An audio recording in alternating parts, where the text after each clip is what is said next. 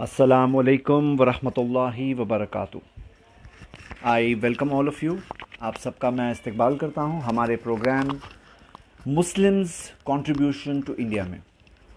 इस टॉपिक में हम देखने वाले हैं कि क्या कंट्रीब्यूशन मुस्लिम्स ने किया है इंडिया के इंडिपेंडेंस में।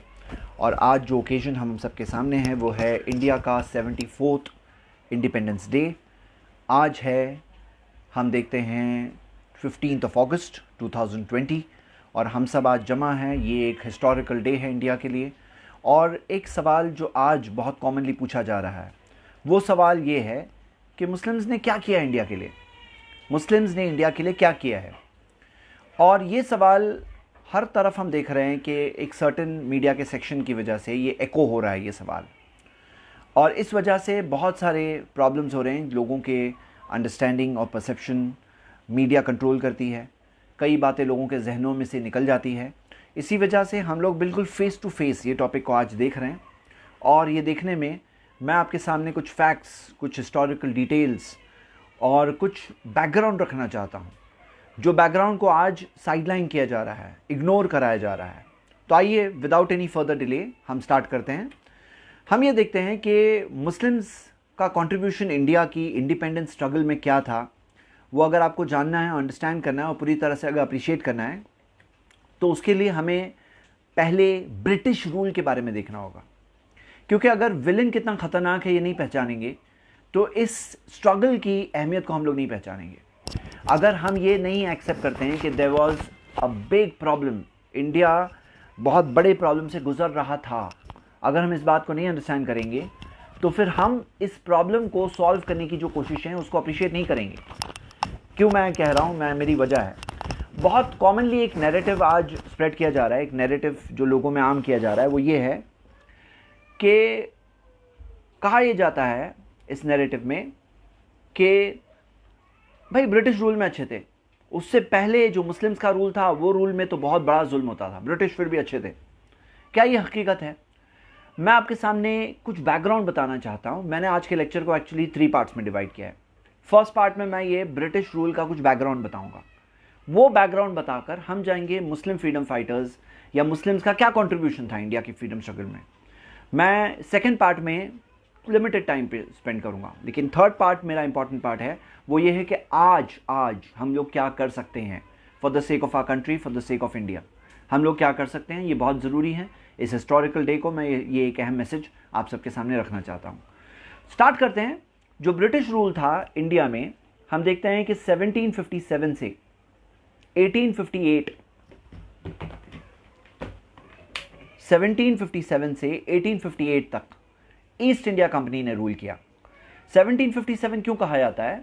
क्योंकि हालांकि ईस्ट इंडिया कंपनी सूरत में 1608 में लैंड हो चुकी थी एज फॉर बिजनेस, लेकिन उसके लैंड होने के तकरीबन 149 ईयर्स में they manage to rule India. 149 years के अंदर, मतलब ग्रेजुअली ग्रो होते होते 1757 में उनका रूल एस्टैब्लिश हो गया था। 1757 से 1858 तक ईस्ट इंडिया कंपनी का रूल था। फिर 1858 में ये रूल चेंज हुआ, ब्रिटिश राज का रूल हुआ 1858 से लेकर 1947। अगर आप कुल मिलाकर देखें तो at least 200 years of major British rule India ने देखा। जो लोग आज इस बारे में कहते हैं देखो ब्रिटिश ने क्या किया, रेलवेज बनाए, हाँ ब्रिटिश ने ये इमारतें बनाई, ये फलां चीज़ की, क्या किए ब्रिटिश ने, अगर आपको जानना है और उसके पूरे कॉन्टेक्स्ट को देखना है तो मैं आपके सामने ज़्यादा डिटेल्स नहीं, सिर्फ 4 डिटेल्स रखूँगा।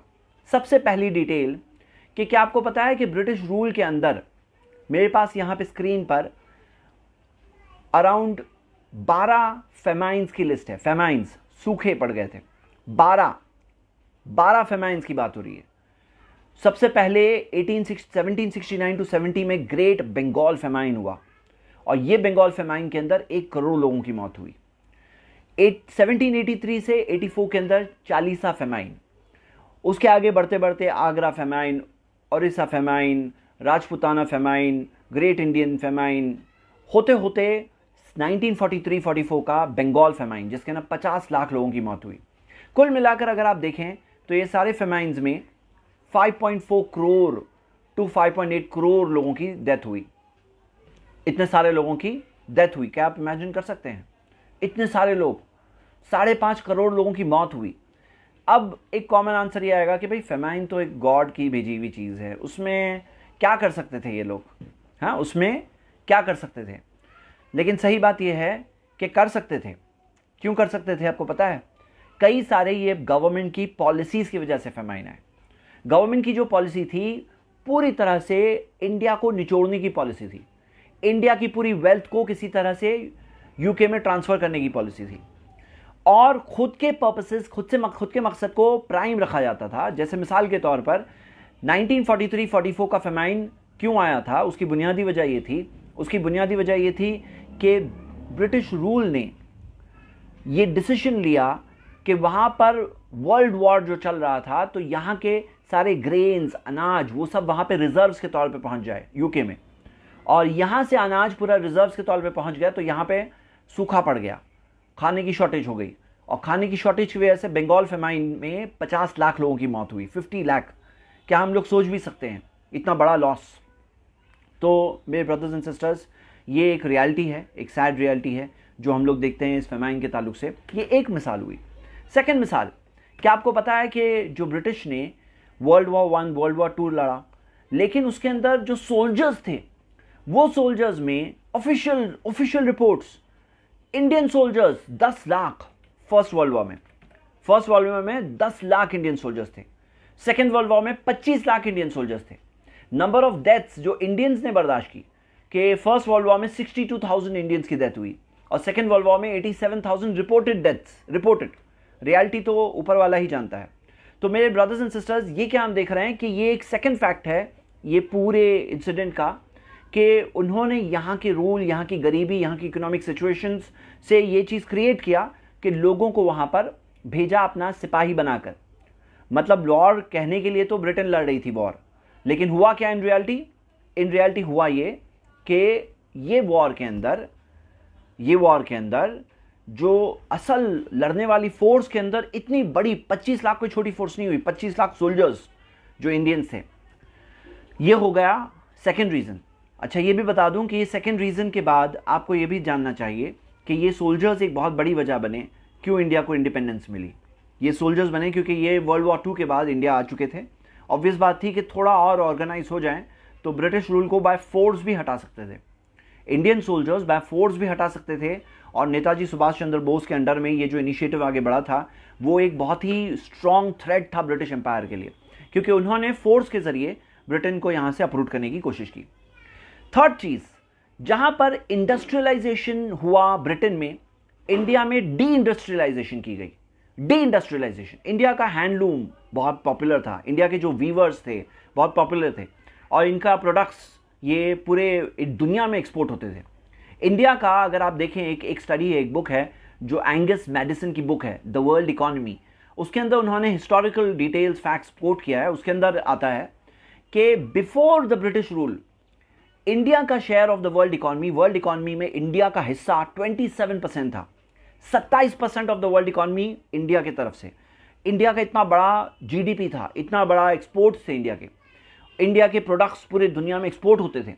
लेकिन ब्रिटेन ने क्या किया कि यहाँ के रॉ मटेरियल्स लेकर वहाँ के फिनिश प्रोडक्ट्स लाकर यहाँ बेचे। यहाँ की इंडस्ट्रीज को की कमर तोड़ी गई, लिटरली तोड़ी गई। अगर आप शशि थरूर की बुक द इनग्लोरियस एम्पायर देखें, उसके अंदर उन्होंने बहुत डिटेल में ये सारे फैक्ट्स को कोट किया है। यहाँ तक आके जब ब्रिटिश एम्पायर इंडिया से बाहर निकला तो 1950 की रिपोर्ट कोटेड है ये बुक के अंदर, एंगस मैडिसन की बुक में, उसमें 3% था इंडिया का शेयर। पूरी दुनिया का 27% जो शेयर था वो कम होते होते 27 से होते 3% पे आ गया जब ब्रिटेन यहाँ से निकला, और ब्रिटेन के रूल के बाद। और फोर्थ चीज़ जो ब्रिटिश रूल की एक बहुत, मैं जो बताया सिर्फ 4 चीज़ें मैं आपको बताऊंगा, वो है जो रेसिज्म था ब्रिटिश रूल के अंदर, जो वाइट की सुपीरियरिटी का एक बात कही जाती थी। जो आज का यूके है वो यूके नहीं था उस जमाने में, वैसे थॉट नहीं था। जो वाइट सुपीरियरिटी की बात कही जाती थी, इंडियंस को सेकेंड क्लास समझा जाता था, इंडियंस को इंफीरियर समझा जाता था ब्रिटेन से। तो ये रेशियल सुपीरियरिटी का मामला भी माना जाता था, फॉलो किया जाता था। ये सब चीज़ों को देखने के बाद अब हम आते हैं वो फ्रीडम स्ट्रगल की तरफ, जो फ्रीडम स्ट्रगल सिर्फ चंद सालों की नहीं थी। वो फ्रीडम स्ट्रगल स्टार्टिंग से थी, starting day 1 of British rule से। जब ब्रिटेन एक क्रेडिबल फोर्स बन रहा था, तो सबसे फर्स्ट पर्सन जिन्होंने उनको चैलेंज किया था वो कौन था? फर्स्ट पर्सन ब्रिटिश रूल को जिन्होंने चैलेंज किया था, जिन्होंने ब्रिटिश के साथ लड़ाई की थी, जंग की थी। मैं एक छोटा सा ब्रेक लूंगा।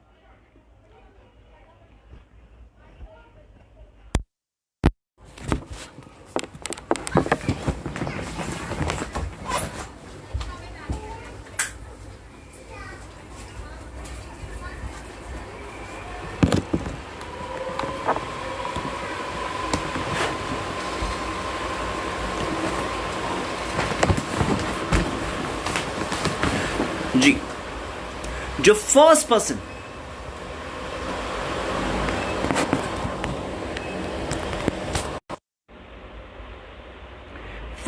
जिन्होंने ब्रिटेन को चैलेंज किया था वो थे मिर्ज़ा नवाब मोहम्मद सिराजुद्दौला, जो बंगाल के नवाब थे और लास्ट इंडिपेंडेंट नवाब थे बंगाल के, जिन्होंने 1733 से 1757 तक जिनकी लाइफ थी। और हम देखते हैं कि ये इन्होंने ब्रिटेन को उस अर्ली स्टेज पर चैलेंज किया, यहाँ तक कि फोर्ट विलियम जो उस वक्त पर ब्रिटेन के कंट्रोल में था, फोर्ट विलियम को उन्होंने ब्रिटेन से अपने कंट्रोल में ले लिया। तो हम देखते हैं कि ये एक फर्स्ट फाइट के अंदर फर्स्ट हिस्सा मुस्लिम्स में। और आज जब लोग कहते हैं मुसलमानों ने क्या किया, इंडिया के लिए क्या किया है, तो बहुत अफसोस होता है ये बात सुनकर कि इंडिया के लिए क्या किया है। आगे देखिए 1757 में जो बिफोर हम देखते हैं कि ये किस चीज़ के, जो इंडिया का फर्स्ट वॉर ऑफ इंडिपेंडेंस था उससे पहले की बात है। बैटल ऑफ प्लासी के अंदर 23 जून 1757 में धोखे की वजह से मिर्ज़ा नवाब सिराजुद्दौला उसके अंदर शिकस्त पाए और ब्रिटेन का रूल हो गया, इसके अंदर आगे बढ़ गया। उसके बाद हम देखते हैं क्या है। उसके बाद के अंदर एक बहुत बड़ी क्रेडिबल फोर्स जो ब्रिटिश एम्पायर के ख़िलाफ़ लड़ रही थी, उस वक्त पर जब मराठास ब्रिटिश के साथ मिल चुके थे, अलायंस में थे, उस वक्त पर 4 Anglo British wars, 4 Anglo Mysore wars, 4 Anglo Mysore wars Tipu Sultan ने लड़े 1767 से लेकर 1799 तक। ये पीरियड के अंदर हम देखते हैं ये बैटल्स चलते रहे, जो फाइनल जाकर 4 मई 1799 में टीपू सुल्तान इस जंग के अंदर मारे गए। लेकिन उससे पहले तक उन्होंने पूरी तरह से लड़ाई की। हम देखते हैं कि कई उलमा ने, स्कॉलर्स ने ब्रिटिश रूल के ख़िलाफ़ फतवा दिया था। शाह वलीउल्लाह मुहद्दिस दहलवी ने फतवा दिया था, जिनकी डेथ 1762 में हुई, और उनके बेटे अब्दुल अजीज़ दहलवी, उनके रिटन फतवे जिसके अंदर उन्होंने लोगों को कहा कि you have to rise in revolt against British rule के ख़िलाफ़, you have to rise in revolt, ये फतवे उन्होंने अर्ली दिए थे। तो हम देखते हैं कि ये फतवे एक बैकग्राउंड बने, एक बैकबोन बने। यहाँ तक आके हम देखते हैं कि शाह इस्माइल दहलवी, उन्होंने जो तहरीक शहीदैन, जो 1825 से 1831 की बात है, 1825 से 1831, जो शहीदैन, 2 शहीद, शाह इस्माइल दहलवी और सैयद अहमद बरेलवी, ये दोनों ने ये तहरीक स्टार्ट की ब्रिटिश के ख़िलाफ़, और इस मकसद से ताकि ब्रिटिश को हरा दिया जाए। और ऑफ कोर्स जो 1857 का रिबेलियन था, गदर था 1857 का, उसके लीडर कौन थे? उसके लीडर थे, ऑफिशियल लीडर, जिसके अंडर में पूरे इंडिया के ने जो रिबेलियन चला, तो उनकी लीडरशिप के अंडर में चला, वो थे बहादुर शाह जफ़र, जो लास्ट मुग़ल एम्परर। और हम देखते हैं कि जिस कुर्बानी के जज्बे के साथ उन्होंने इस पूरी चीज़ को लड़े, यहाँ तक कि फाइनली उनको बर्मा में बैनिश कर दिया गया। लेकिन फाइनली हम देखते हैं कि ये चीज़ के अंदर उन्होंने हिम्मत की, मतलब ऐसा नहीं सोचा कि मैं अपना फ़ायदा देख लूँ, मैं कुछ सेटिंग करके मेरी जेब भर लूँ, मैं अपने फ़ायदे को देख लूँ, ऐसा उस वक्त पर उन्होंने नहीं देखा। उलमाए सादिकपुर की कुर्बानी, जो उलमाए सादिकपुर की कुर्बानी के ताल्लुक़ से पंडित जवाहरलाल नेहरू ने कहा कि अगर सारे पूरे जो फ्रीडम स्ट्रगल में सबकी अगर कुर्बानी हो एक तरफ रखा जाए और उलमाए सादिकपुर की कुर्बानी को एक तरफ रखा जाए, तो उलमाए सादिकपुर की कुर्बानी भारी निकलेगी। अवध में, जब अवध में रिबेलियन पहुंचा, तो तकरीबन 1.5 लाख लोगों का रिकॉर्ड मिलता है हिस्टोरिकल रिपोर्ट्स में, जो बुक्स में कोट करने वाला हूँ लास्ट में उसके अंदर, जिसमें से 1 लाख करीबन सिविलियंस थे और उनको कत्ल कर दिया गया इस रिबेलियन के दौरान। अवध में कितनी बड़ी कुर्बानी। और आप देखिए कैसर तवारीख, ये किताब के अंदर रिकॉर्ड आता है कि 1857-58 के अंदर सिर्फ दिल्ली में अगर देखें, सिर्फ दिल्ली में तकरीबन 27,000 लोगों को कत्ल किया गया था। 27,000 मुसलमानों के कत्ल के बारे में रिकॉर्ड इसमें आता है, ये बुक में। आप देखिए कि अशरी बेगम जो रेवोल्यूशन मदर ऑफ काजी रहीम अब्दुल रहीम, उन्होंने मुजफ्फरनगर से ब्रिटिश के ख़िलाफ़ लड़ाई की, यहाँ तक आके उनको ज़िंदा जला दिया गया, यहाँ तक आके ज़िंदा जला दिया गया। उनके साथ कई और औरतों को जलाया गया। ये था उनका रिबेलियन का जज्बा। और आप देखिए कि उलमा के ख़िलाफ़ जो सेडिशन केसेस थे, जो गद्दारी के केसेस थे 1864 से 1871 तक, तो ये सारे केसेस, इनको साथ में मिला करके कहा जाता है द वहाबी केसेस या अम्बाला कॉन्स्पिरेसी केसेस। तो ये सारे केसेस में आप देखोगे कि उलमा ने फतवा दिया और लोगों को उभारा कि ब्रिटिश को बाहर फेंकना है और ब्रिटिश को रोकना है। आप देखिए कि थॉमसन नाम के एक राइटर, ब्रिटिश राइटर, वो कहते हैं कि जो ब्रिटिश आर्मी के ख़िलाफ़ जो मुस्लिम्स 1857 में रिबेलियन में खड़े हुए थे, उन्होंने अपने मेमोयर रिबेलियन क्लेरिक्स, इसके अंदर वो उलमा के ताल्लुक से लिखा है ख़ास तौर से कि ये मुस्लिम जिन्होंने फतवा दिया, जो मुस्लिम्स ने साथ दिया वो उलमा का, और यहाँ तक कि इंडियन, हम देखते हैं कि ईस्ट इंडिया कंपनी को बहुत एक क्लोज़ मामला था कि कामयाबी मिल सकती थी, कुछ वजह से ये नाकामी में कन्वर्ट हो गई, बाकी वो क्लोज़ मामला था कि कामयाबी मिल सकती थी। आप अगर फ़राइज़ी और वहाबी मूवमेंट्स देखें, फ़राइज़ी और वहाबी मूवमेंट्स, इसके ऊपर W.W. हंटर ने अपनी किताब द इंडियन मुसलमान्स के अंदर इसके बारे में कवरेज दिया है, और कई सारे राइटर्स ने, जैसे मिसाल के तौर पे एक और किताब है perspective of mutual encounters in southern Asian history, ये हिस्टोरिकल बुक्स है, जिसके अंदर ये फ़राइज़ी और वहाबी मूवमेंट्स, उनके ताल्लुक से बताया गया है कि किस तरह से इन्होंने ब्रिटिश को बाहर करने की एक बहुत क्रेडिबल कोशिश की।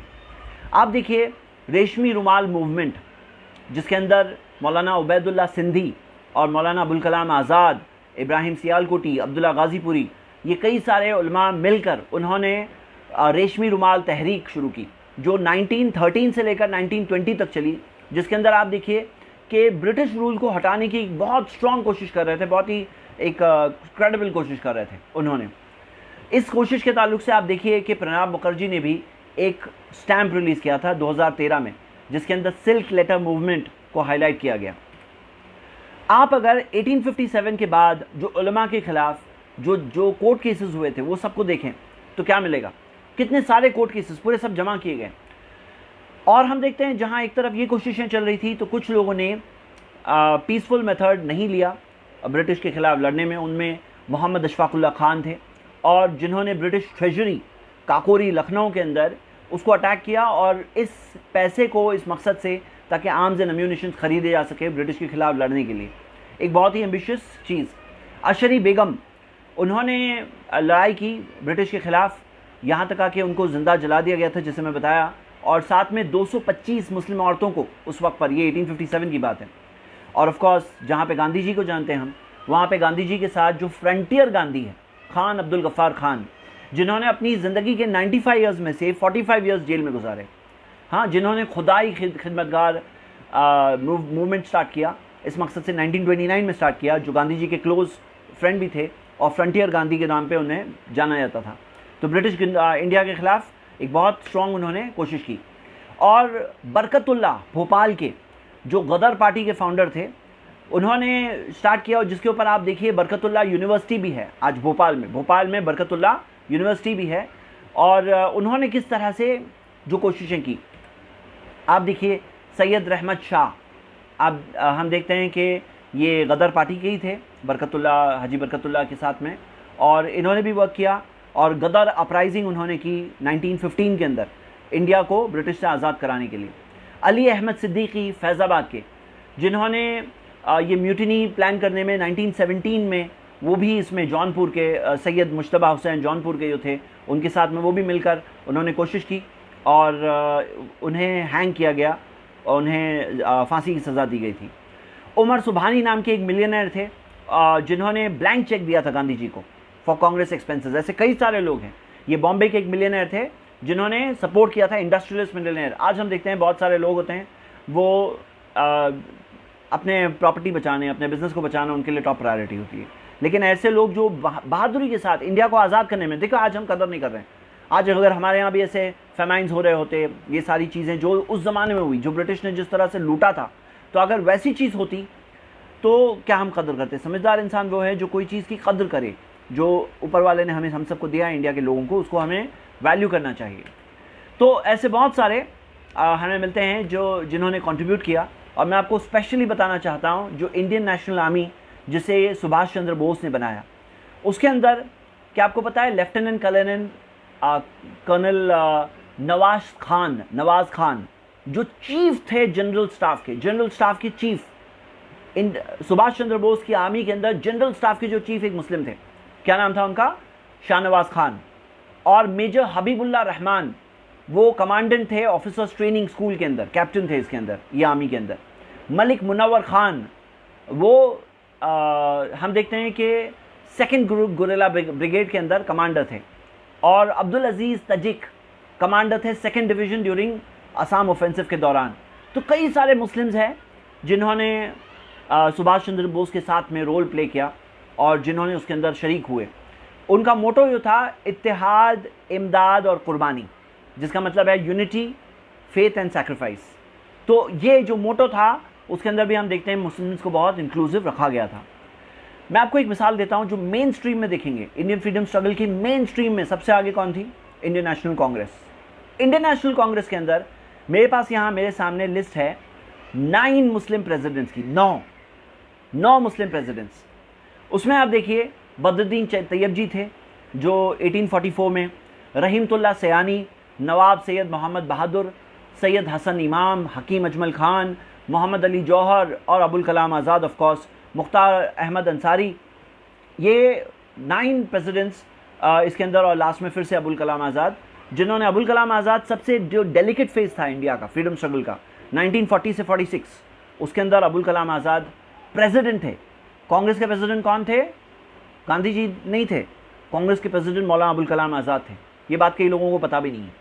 हाँ, 1940 से लेकर 46 तक, यहाँ तक कि अगर इंडिया का पार्टीशन नहीं हुआ होता तो खुद मौलाना अबुल कलाम आज़ाद एक बहुत ही क्रेडिबल सोर्स माने जाते थे कि इंडिया के फर्स्ट प्राइम मिनिस्टर वो बन सकते थे।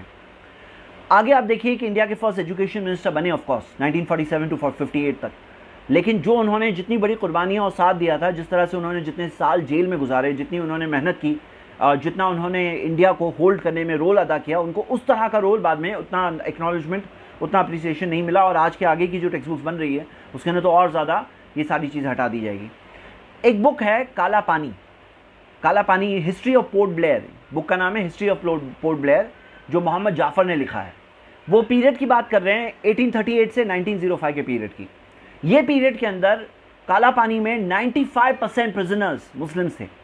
सोच सकते हैं आप, ये रिकॉर्ड है, हिस्टोरिकल रिकॉर्ड है, किताब मौजूद है, आप देख सकते हैं।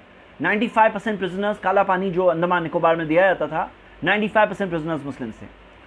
और कई सारे ऐसी चीज़ें जो इस ताल्लुक से कई सारी बुक्स हैं, और जो बुक्स मैंने बाज़ कोट की है, और कई और सारी आप अगर सर्च करें तो इमॉर्टल्स नाम की एक बुक है सैयद नसीर अहमद, और कई सारे डॉक्यूमेंटेड है कि इंडियन मुस्लिम्स ने क्या क्या किया, और नोन नहीं है, आम नहीं है, लेकिन है, ये डॉक्यूमेंटेड है। अब हम देखते हैं जैसे फॉर एग्जांपल PN चोपड़ा की बुक है role of Indian Muslims in the struggle for the freedom of India. उसी तरह हसन इमाम की बुक है इंडियन नेशनल मूवमेंट, मुजफ्फर इमाम की बुक है role of Muslims in the national movement. ऐसी कई सारी बुक्स हैं जो इस टॉपिक पर है। सवाल ये है, अब क्या, आगे क्या? मैं आप सबके सामने आज के इस लेक्चर में 5 मैसेजेस देना चाहता हूँ जो आगे के लिए इंडियन मुस्लिम्स कर सकते हैं for the sake of our country, India के लिए। देखिए, इस्लाम ने ये सिखाया है कि सारे नबियों ने अपने लोगों से कहा कि इन्नी लकुम नासिहुन अमीन, मैं तुम्हारा सिंसियर वेल विशर हूँ, खैर खा हूँ मैं। इस्लाम ने ये सिखाया कि एक मुस्लिम जो होता है अद्दीन व नसीहा, उसका जो रिलीजन है वो रिलीजन का नाम ही खैर खाई है। सही मुस्लिम की हदीस है, मतलब रिलीजन ही खैर खाई है, सिंसियरिटी है, वेल विशिंग है। हमें अच्छा चाहना, अच्छा चाहना सिखाया गया है, वेल विशिंग सिखाई गई। तो मेरे ब्रदर्स एंड सिस्टर्स, हम सब के सामने जो बात है वो ये है कि अद्दीन व नसीहा, एक मुस्लिम जहाँ कहीं रहे वो अपने लोगों का सबसे बड़ा सिंसियर वेल विशर हो, यही इस्लाम ने सिखाया। और ये सिंसियर वेल विशर बनने में क्या चीज़ करना है मुस्लिम्स को, ये बहुत ज़रूरी है। क्या कर सकते हैं और क्या करना है, क्यों करना है, ये ऊपर वाले के लिए करना है। ऊपर वाले के लिए करना है, कोई अवार्ड के लिए नहीं, कोई रिकॉग्निशन के लिए नहीं। अवार्ड और रिकॉग्निशन की जो हम बात कर रहे हैं अभी, वो इसलिए कर रहे हैं क्योंकि नफरत फैलाने वाले नफरत फैला रहे हैं। नहीं तो जो लोगों ने किया उनका मकसद ये नहीं था कि पब्लिसाइज़ किया जाए। आज भी आप देखिए कई लोगों ने किया है, ये लॉकडाउन के अंदर खिदमत जो की है, सर्विस की इस कंट्री की, नहीं चाहते थे कि हाईलाइट हो, और किया है बहुत सारे लोगों ने। तो ये एक बहुत अहम फैक्टर है। हम स्टार्ट करते हैं। 5 चीज़ें जो मैं आपके सामने रखना चाहता हूँ। सबसे पहली चीज़, इंडियन मुस्लिम्स को इस कंट्री को क्रिएटर से कनेक्ट करना चाहिए, मालिक से कनेक्ट करना चाहिए। हम सबका जो मालिक है ना, वो मालिक से हम सबको कनेक्ट करना चाहिए इस कंट्री को। क्यों? क्योंकि कंट्री का प्रोग्रेस तभी होगा जब ये कंट्री अपने क्रिएटर को पहचान कर अपनी मर्जी को सरेंडर करके अपनी मालिक की मर्जी को फॉलो करे। अगर कोई कंट्री अपने स्वार्थ, अपने पर्सनल बेनिफिट्स उसको प्रायोरिटाइज करें, उसके लिए सब कुछ यही है कि मैं क्या, हर कोई ये सोचे मेरी जेब में भरूं, हर इंडिविजुअल सोचे मेरा क्या, किसी का भला नहीं सोचे, तो वैसी कंट्री प्रोग्रेस नहीं कर सकती। जैसे मिसाल के तौर पर हमारे जो नेशनल एंथम है उसके अंदर क्या दिया गया है? उसके अंदर जो दिया गया है, जन गण मन अधिनायक जय हे, भारत भाग्य विधाता। जन का मतलब है लोग, पीपल, गण समूह, लोगों का पीपल, जन गण मतलब के लोगों का जो समूह है, लोगों का जो ग्रुप है, सारे लोग हैं। मन दिमाग, जो सारे लोगों का जो दिमाग है, सारे लोगों का जो कम्युनिटी है, कम्युनिटी का सारे इंसानों का जो दिलो दिमाग है, अधिनायक जय है। उसका जो अधिनायक है, अधिनायक का मतलब क्या? जो हम देखते हैं अधिनायक का मतलब है एक तरह से लीडर या मालिक। तो इसी वजह से उर्दू में इसका तर्जुमा ये किया गया है, तमाम इंसानों के दिलों के मालिक, तमाम इंसानों के दिलों के मालिक। ये पोएम के अंदर जो हमारा नेशनल एंथम है, इसके अंदर जो अधिनायक है ये क्लियर नहीं दिया हुआ है कि अधिनायक कौन है। उसके बारे में कहा गया है जय है उसी की है जीत, मतलब उसी की है जीत। बाज़ लोग इसमें ये इंटरप्रिटेशन करते हैं कि इसके अंदर मुराद था ब्रिटिश एम्पायर। कोई कहते हैं कि जन गण मन अधिनायक जय है, इससे मुराद इंसानों का मालिक कौन है? ऊपर वाला है। और हम यही अंडरस्टैंडिंग लेकर चलते हैं कि इंसानों का मालिक ऊपर वाला है, जो इंसानों के दिलों का मालिक, तमाम इंसानों के दिलों का मालिक है। वो क्या है? जन गण, सारे इंसानों के दिलों का मालिक कौन है? ऊपर वाला है। और फिर क्या दिया गया है? भारत भाग्य विधाता। भारत का मतलब इंडिया, भाग्य डेस्टिनी किस्मत, विधाता ऊपर वाला। तो भारत का के भाग्य का विधाता जो है वो ऊपर वाला है। हाँ, हम देखते हैं कि तेरे ही हाथों में है हिंदुस्तान की तकदीर, ऊपर वाले के हाथ में है हिंदुस्तान की तकदीर। भारत नहीं है भाग्यों का विधाता, भारत का भाग्य का विधाता ऊपर वाला है। तो हम देखते हैं ये एक मैसेज है और हम सब के लिए ज़रूरी है कि हम इस कंट्री को क्रिएटर से कनेक्ट करें। अगर कोई और तरीका लग रहा है ना, जो मैं आगे बताने वाला हूँ, वो है करना है, लेकिन वो सक्सीड नहीं होंगे। एजुकेशन है, ये सारी और चीज़ें हैं, ये सब की बेसिस और फाउंडेशन क्रिएटर है। अगर हम इस कंट्री को इस कंट्री के क्रिएटर से नहीं कनेक्ट करेंगे तो ये कंट्री कभी भी ये सारी जो नफ़रतें, ये सारी जो डिविजन्स जो आ रहे हैं उससे बाहर नहीं निकल सकती। ये निकलने का एक ही तरीका है और यही मैसेज आप सबके सामने कि हमें इस कंट्री को जो ऊपर वाला है उसके साथ कनेक्ट करना है। आगे देखते हैं सेकंड पॉइंट कि पहला point connect with the creator. 5 चीज़ें मैं बताना चाहता हूँ क्योंकि बहुत सारी बातें होती हैं मुस्लिम्स का रोल फ्रीडम स्ट्रगल में। अभी क्या? तो अभी मैं फर्स्ट चीज़ connect with the creator. Second, selflessly serve करना, सेल्फलेस। प्रॉफेट मोहम्मद सल्लल्लाहु अलैहि वसल्लम ने कहा, तबरानी में हदीस है सही सनद से, ऑथेंटिक चेन ऑफ नरेशन, अहब्बुन नासी इलल्लाहि अनफाहुम लिन्नास। सबसे ज़्यादा पसंदीदा लोग अल्लाह के नज़दीक वो लोग हैं जो सबसे ज़्यादा बेनिफिशियल होते हैं लोगों के लिए, फ़ायदेमंद होते हैं लोगों के लिए। जो लोग सबसे ज़्यादा फ़ायदा पहुंचाते हैं तो वो लोग होते हैं जो सबसे ज़्यादा बेनिफिशियल होते हैं, वही लोग सबसे ज़्यादा अल्लाह को पसंद है। अनफाहुम लिन्नास। आप जानते हैं कि आज कंट्री का क्या हाल हो रहा है, पॉलिटिशियंस क्या हाल कर रहे हैं, ये नफ़रतें क्या कर रही हैं, पार्टीज़ अलग अलग क्या कर रही है, अपनी वोट बैंक्स बनाने के अंदर अपना पर्टिकुलर एजेंडा पूरा करने में क्या हाल हो रहा है।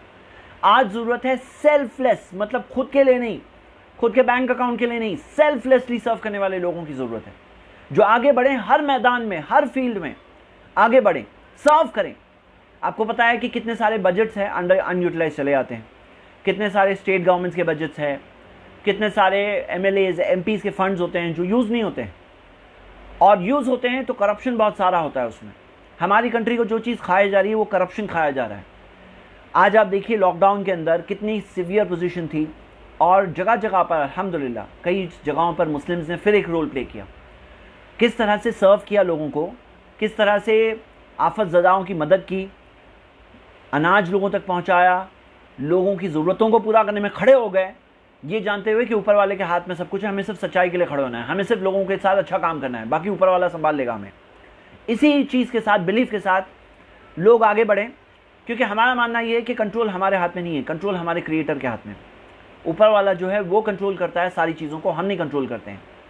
तो यही बिलीफ के साथ खड़े हुए, और यही बिलीफ था उनका कि इंडिया की फ्रीडम स्ट्रगल में जो लोगों ने इतना बड़ा, इतने बड़े एम्पायर के खिलाफ, जो ब्रिटिश एम्पायर था उसके खिलाफ जो खड़े हो गए थे, वो क्या था उनके अंदर? बिलीफ था ना। वो जिस एम्पायर का इतनी वास्टनेस थी, इतना बड़ा मामला था कि ब्रिटिश एम्पायर के अंदर सूरज डूबता ही नहीं था, मतलब सूरज डूबता नहीं था, ईस्ट टू वेस्ट, जहाँ से सूरज राइज होता है, जहाँ सेट होता है, वहाँ से वहाँ तक उनका कंट्रोल था। सूरज डूबता नहीं था ब्रिटिश एम्पायर के, ना कहा जाता है ये। उतने बड़े एम्पायर के खिलाफ ये लोग कौन लोग थे भाई, खड़े हो गए? क्या था उनके अंदर? What did they have? Belief they had. तो मैं आप सबको उभार रहा हूँ कि सर्व द कंट्री सेल्फलेस। आज ऐसे सर्व करने वाले लोगों की ज़रूरत है जो अपना बिजनेस बनाकर नहीं काम करें। पॉलिटिक्स आज बिजनेस है, आप जानते हैं। बिजनेस बना के काम ना करें, स्मॉलेस्ट लेवल से करिए, छोटे लेवल से करिए, अपनी गली के लेवल से करिए, लोगों की मदद करिए। इस्लाम ने यही तो सिखाया है, सर्व पीपल फॉर अल्लाह, ऊपर वाले की रज़ा के लिए। कोई भी अवार्ड पाने के लिए नहीं, कोई रिकॉग्निशन पाने के लिए नहीं, लेकिन इतनी करो कि अल्लाह ताला यकीनन जानता है, और अल्लाह ताला ने वादा किया है कि जो ये करेगा, जो बेनिफिशियल होंगे, अल्लाह उन्हें बाकी रखेगा। ये रूल है। देखिए, याद रखिए, जो प्लान्स है वो प्लान्स बनाने दो लोगों को, लेकिन जो प्लान चलता है वो अल्लाह का प्लान, ऊपर वाले का प्लान चलता है। ये है पॉइंट नंबर 2। चाहे पॉलिटिक्स का मैदान है, उतरो पॉलिटिक्स में, चाहे सोशल सर्विस है जिस तरह की, निकलो उसमें, चाहे ज़रूरतें हैं लोगों की पूरी करने में आगे जाओ, जो मैदान है, जो चीज़ है, हर एक चीज़ में आगे बढ़िए। थर्ड एक बहुत बड़ी चीज़ है जो इस कंट्री के लिए इंडियन मुस्लिम्स को फिर एक बात करना है, और वो है हमें इस कंट्री को नफ़रत से बचाना है। नफ़रत फैलाने वाले फैलाते रहेंगे, लेकिन हमें उस चीज़ के अंदर बचाना है इस कंट्री को। कैसे बचाएंगे नफ़रत से? कम्युनिकेट करके, बात करके। ऊपर वाला इंसानों के दिलों का मालिक है, वही कंट्रोल करता है। ये सारे हालात जो इंडिया में आते जा रहे हैं, ये हालात एक इंडिकेशन है कि इंडियन मुस्लिम्स को फिर एक बार एक मेजर रोल प्ले करना है, नफ़रत दूर करके मोहब्बत फैलाने का रोल। और ये चीज़ के लिए कुरान ने रूल बताया है, सूरा 41 वर्स 34, कि इदफ़ा बिल्लती ही आसन, बुरी चीज़ का जवाब दो अच्छा करके। वो बुरा कर रहे हैं, तुम अच्छा करो, तुम अच्छा करो, दिल में नफ़रत मत पालो, दिल में नफ़रत के साथ मत ज़िंदगी गुजारो, प्यार के साथ रहो, बुरे का जवाब दो अच्छा करके। और अल्लाह ने कहा फ़इज़ल्लज़ी बैनका व बैनहु अदावतुन कान्नहु वलियुन हमीम, फिर वो जिसके और तुम्हारे बीच में दुश्मनी थी बन जाएंगे करीबी दोस्त, दुश्मन बनेंगे दोस्त। लेकिन ये कब होगा? वमा युलक़ाहा इल्ला लज़ीना सबरू, ये नहीं होगा सिवाय सब्र करने वालों के साथ। वमा युलक़ाहा इल्ला ज़ु हज़्ज़िन अज़ीम, और ये नहीं होगा सिवाय वो लोगों के साथ जो बहुत बड़ा खैर पाएंगे। तो ये है थर्ड थिंग, इस कंट्री को हेटरेट से बचाना है। फर्स्ट पॉइंट, हमें ये करना है कि कंट्री को ऊपर वाले से जोड़ना है। सेकेंड पॉइंट, हमें ये करना है कि इस चीज़ के अंदर सेल्फलेसली सर्व करना है, हर मैदान में सर्व करना है, चाहे मेडिकल मैदान हो, चाहे कंट्री के डेवलपमेंट का हो, चाहे हिफाजत की बात हो, जिस किसी तरह से, चाहे गरीबों की मदद हो, चाहे लॉ एंड ऑर्डर की बात है, हर एतबार से सर्व करना है इस कंट्री को। ये बहुत ज़रूरी है। मतलब हमारा कॉज क्या है? हमारा कॉज है ऊपर वाला, कि हम ऊपर वाले के पास जाने वाले हैं, उसकी रज़ा के लिए, उसकी रज़ा के लिए हम चाहते हैं कि लोगों के लिए अनफ़ाहुम लिन्नास, लोगों के लिए बेनिफिशियल बने, फ़ायदेमंद बने। थर्ड पॉइंट क्या था? वो है हमें इस कंट्री को हेटरेट से बचाना है। फोर्थ पॉइंट, मेरे ब्रदर्स एंड सिस्टर्स, हमें इस्लाम को इन एक्शन बताना है।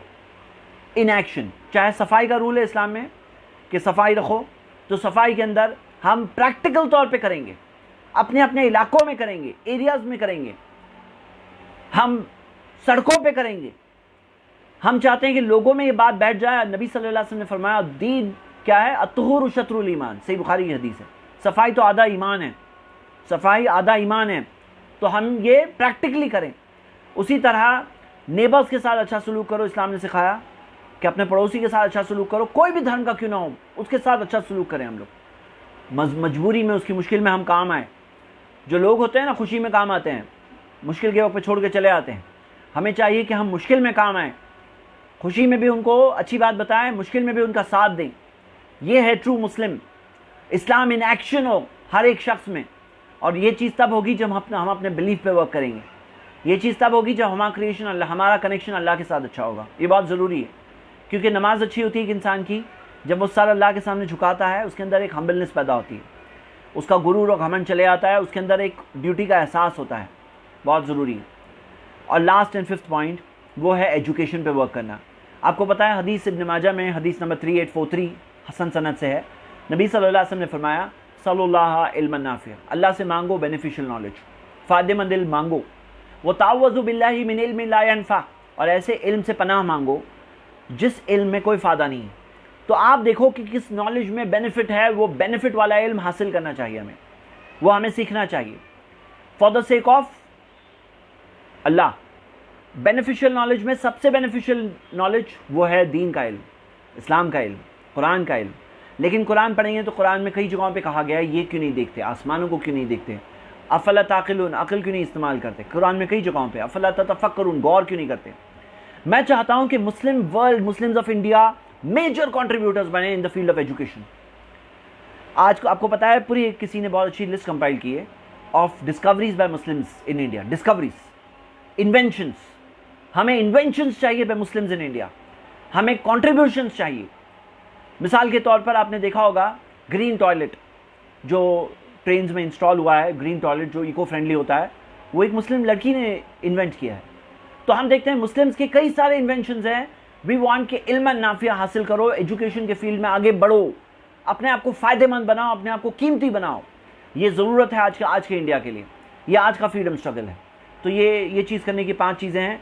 लास्ट में कंक्लूजन में मैं एक आयत कुरान की, 2 आयतें कुरान की पढ़ के ख़त्म करूँगा सूरह और फिर सवाल जवाब के लिए हमारे पास वक्त है। सूरह आल इमरान सूरह नंबर 3 आयत नंबर 120। अल्लाह ताला ने फरमाया व इन तस्बिरू, अगर तुम सब्र करो, अगर तुम सब्र करो, व तत्तकू, और तुम तकवा इख्तियार करो। तुम सब्र करो, बेसब्री मत करना, तुम कोई शॉर्ट बेसब्री की चीज़ मत कर बैठना। मतलब सब्र करने में ये भी है कि नेकी पे जमे रहो। गुनाह जो है बेसब्री की वजह से होता है, तो नेकी पे जमे रहो। व इन तस्बिरू व तत्तकू, तकवा इख्तियार करो, अल्लाह से डरते रहो। तो फिर अल्लाह ताला ने कहा, अल्लाह ताला ने फरमाया ला यदुर्रुकुम कैदुहुम शैया, उनकी चालें तुम्हें कोई नुकसान नहीं पहुँचाएगी, बस तुम सब्र करो और तकवा इख्तियार करो। अल्लाह ताला ने फरमाया इन्नल्लाह बिमा यामलूना मुहीत, जो वो कर रहे हैं ना, अल्लाह ने उस सब को इनकम्पस किया हुआ है। वो सब जो कर रहे हैं उस चीज़ को अल्लाह ताला ने घेरा हुआ है। तो आज बहुत से लोग परेशान होते हैं कि अभी ये चीज़ प्लान्स करने दो, वो प्लान को घेरने वाला ऊपर वाला है।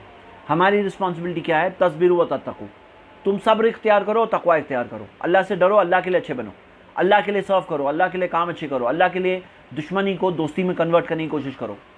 हम डरते किसी से नहीं है, सिर्फ एक अल्लाह से डरते हैं।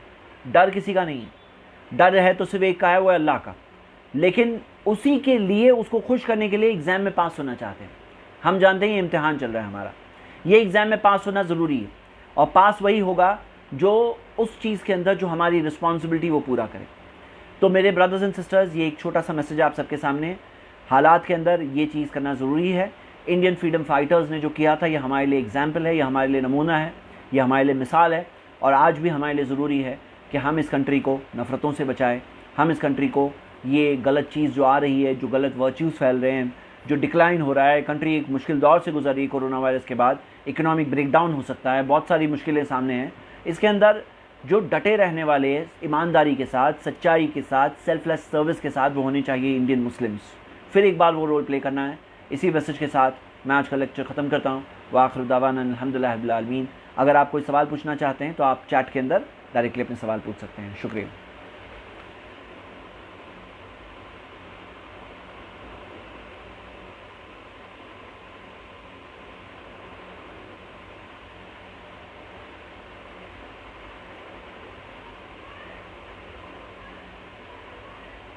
कोई भी सवाल हो तो आप चैट में अपने सवाल पूछ सकते हैं। हमारे पास थोड़ी देर है फॉर आवर क्वेश्चन आंसर्स।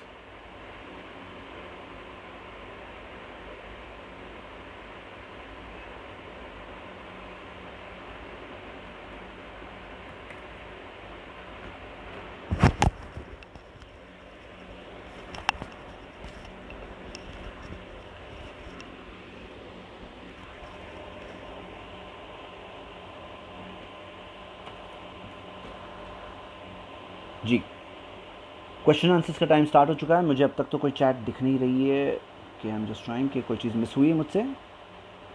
ठीक है।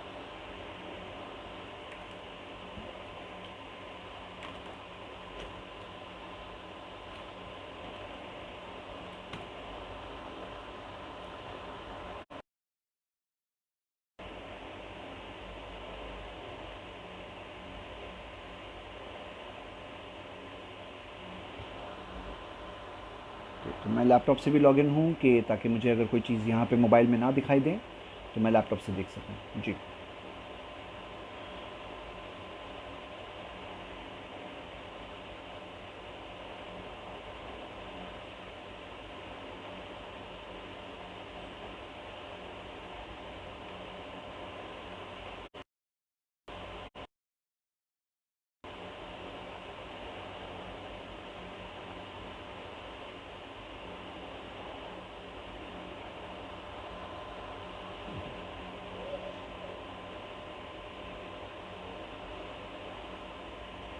Okay.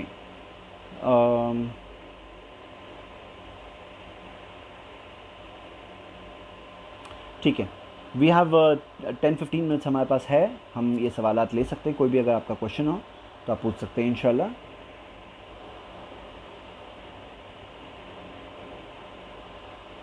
In the mean time, जब तक क्वेश्चन आ रहा है तब तक मैं आप सबके साथ एक मैसेज शेयर करना चाहता हूँ। मेरे brothers and sisters, any questions हैं? मुझे डिस्प्ले नहीं, एक मिनट मैं ज़रा चेक कर लेता हूँ, एक मिनट। मेरे स्क्रीन पे डिस्प्ले नहीं हो रहा था, बट आई कैन सी के क्वेश्चंस आए। ओके, अभी देखा हूँ मैं। फर्स्ट क्वेश्चन ये आया है, सॉरी मेरे स्क्रीन पे विजिबल नहीं थे, क्वेश्चंस आए हुए थे। ओके, क्या हम किसी गैर मुस्लिम की मैयत में जा सकते हैं? देखिए, कोई अगर गैर मुस्लिम की मैयत हो तो उसके अंदर जाना, वहाँ जाकर उनको एक अच्छी बात कहना, मतलब वहाँ के लोग, किसी का इंतकाल हुआ है, आप जाकर उनको कोई अच्छी बात कहें और उन्हें ये कहें कि ऊपर वाला हम सबका मालिक है, उसके पास तो जाना ही है, तो आप वो अच्छे मैसेज दे सकते हैं। वतवासौ बिस्सब्र, सब्र की तलकीन करना और कोई अच्छी बात कहना कह सकते हैं। लेकिन इस्लाम ने एक चीज़ मना किया है, वो क्या है कि इस्लाम ऑनेस्टी चाहता है, ईमानदारी। इस्लाम ये नहीं चाहता है कि लोग आर्टिफिशियल और नकली रहें। तो इसी वजह से बहुत ज़रूरी है कि हम ईमानदार रहें।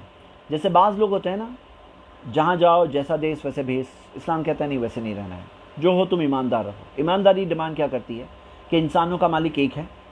हम ये मानते हैं कि सारी इबादत, सारी पूजा, उपासना, बंदगी, वर्शिप सब उसी एक मालिक के लिए होनी चाहिए, किसी और के लिए नहीं। सब के सब होनी चाहिए सिर्फ एक मालिक के लिए।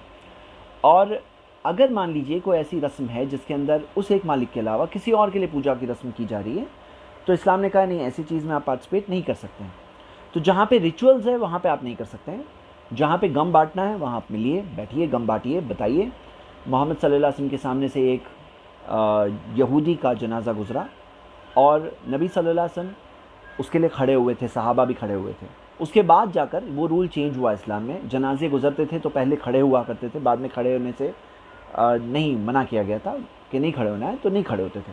लेकिन जब था तो इक्वल सेम था सबके लिए, चाहे खड़े थे चाहे नहीं खड़े थे।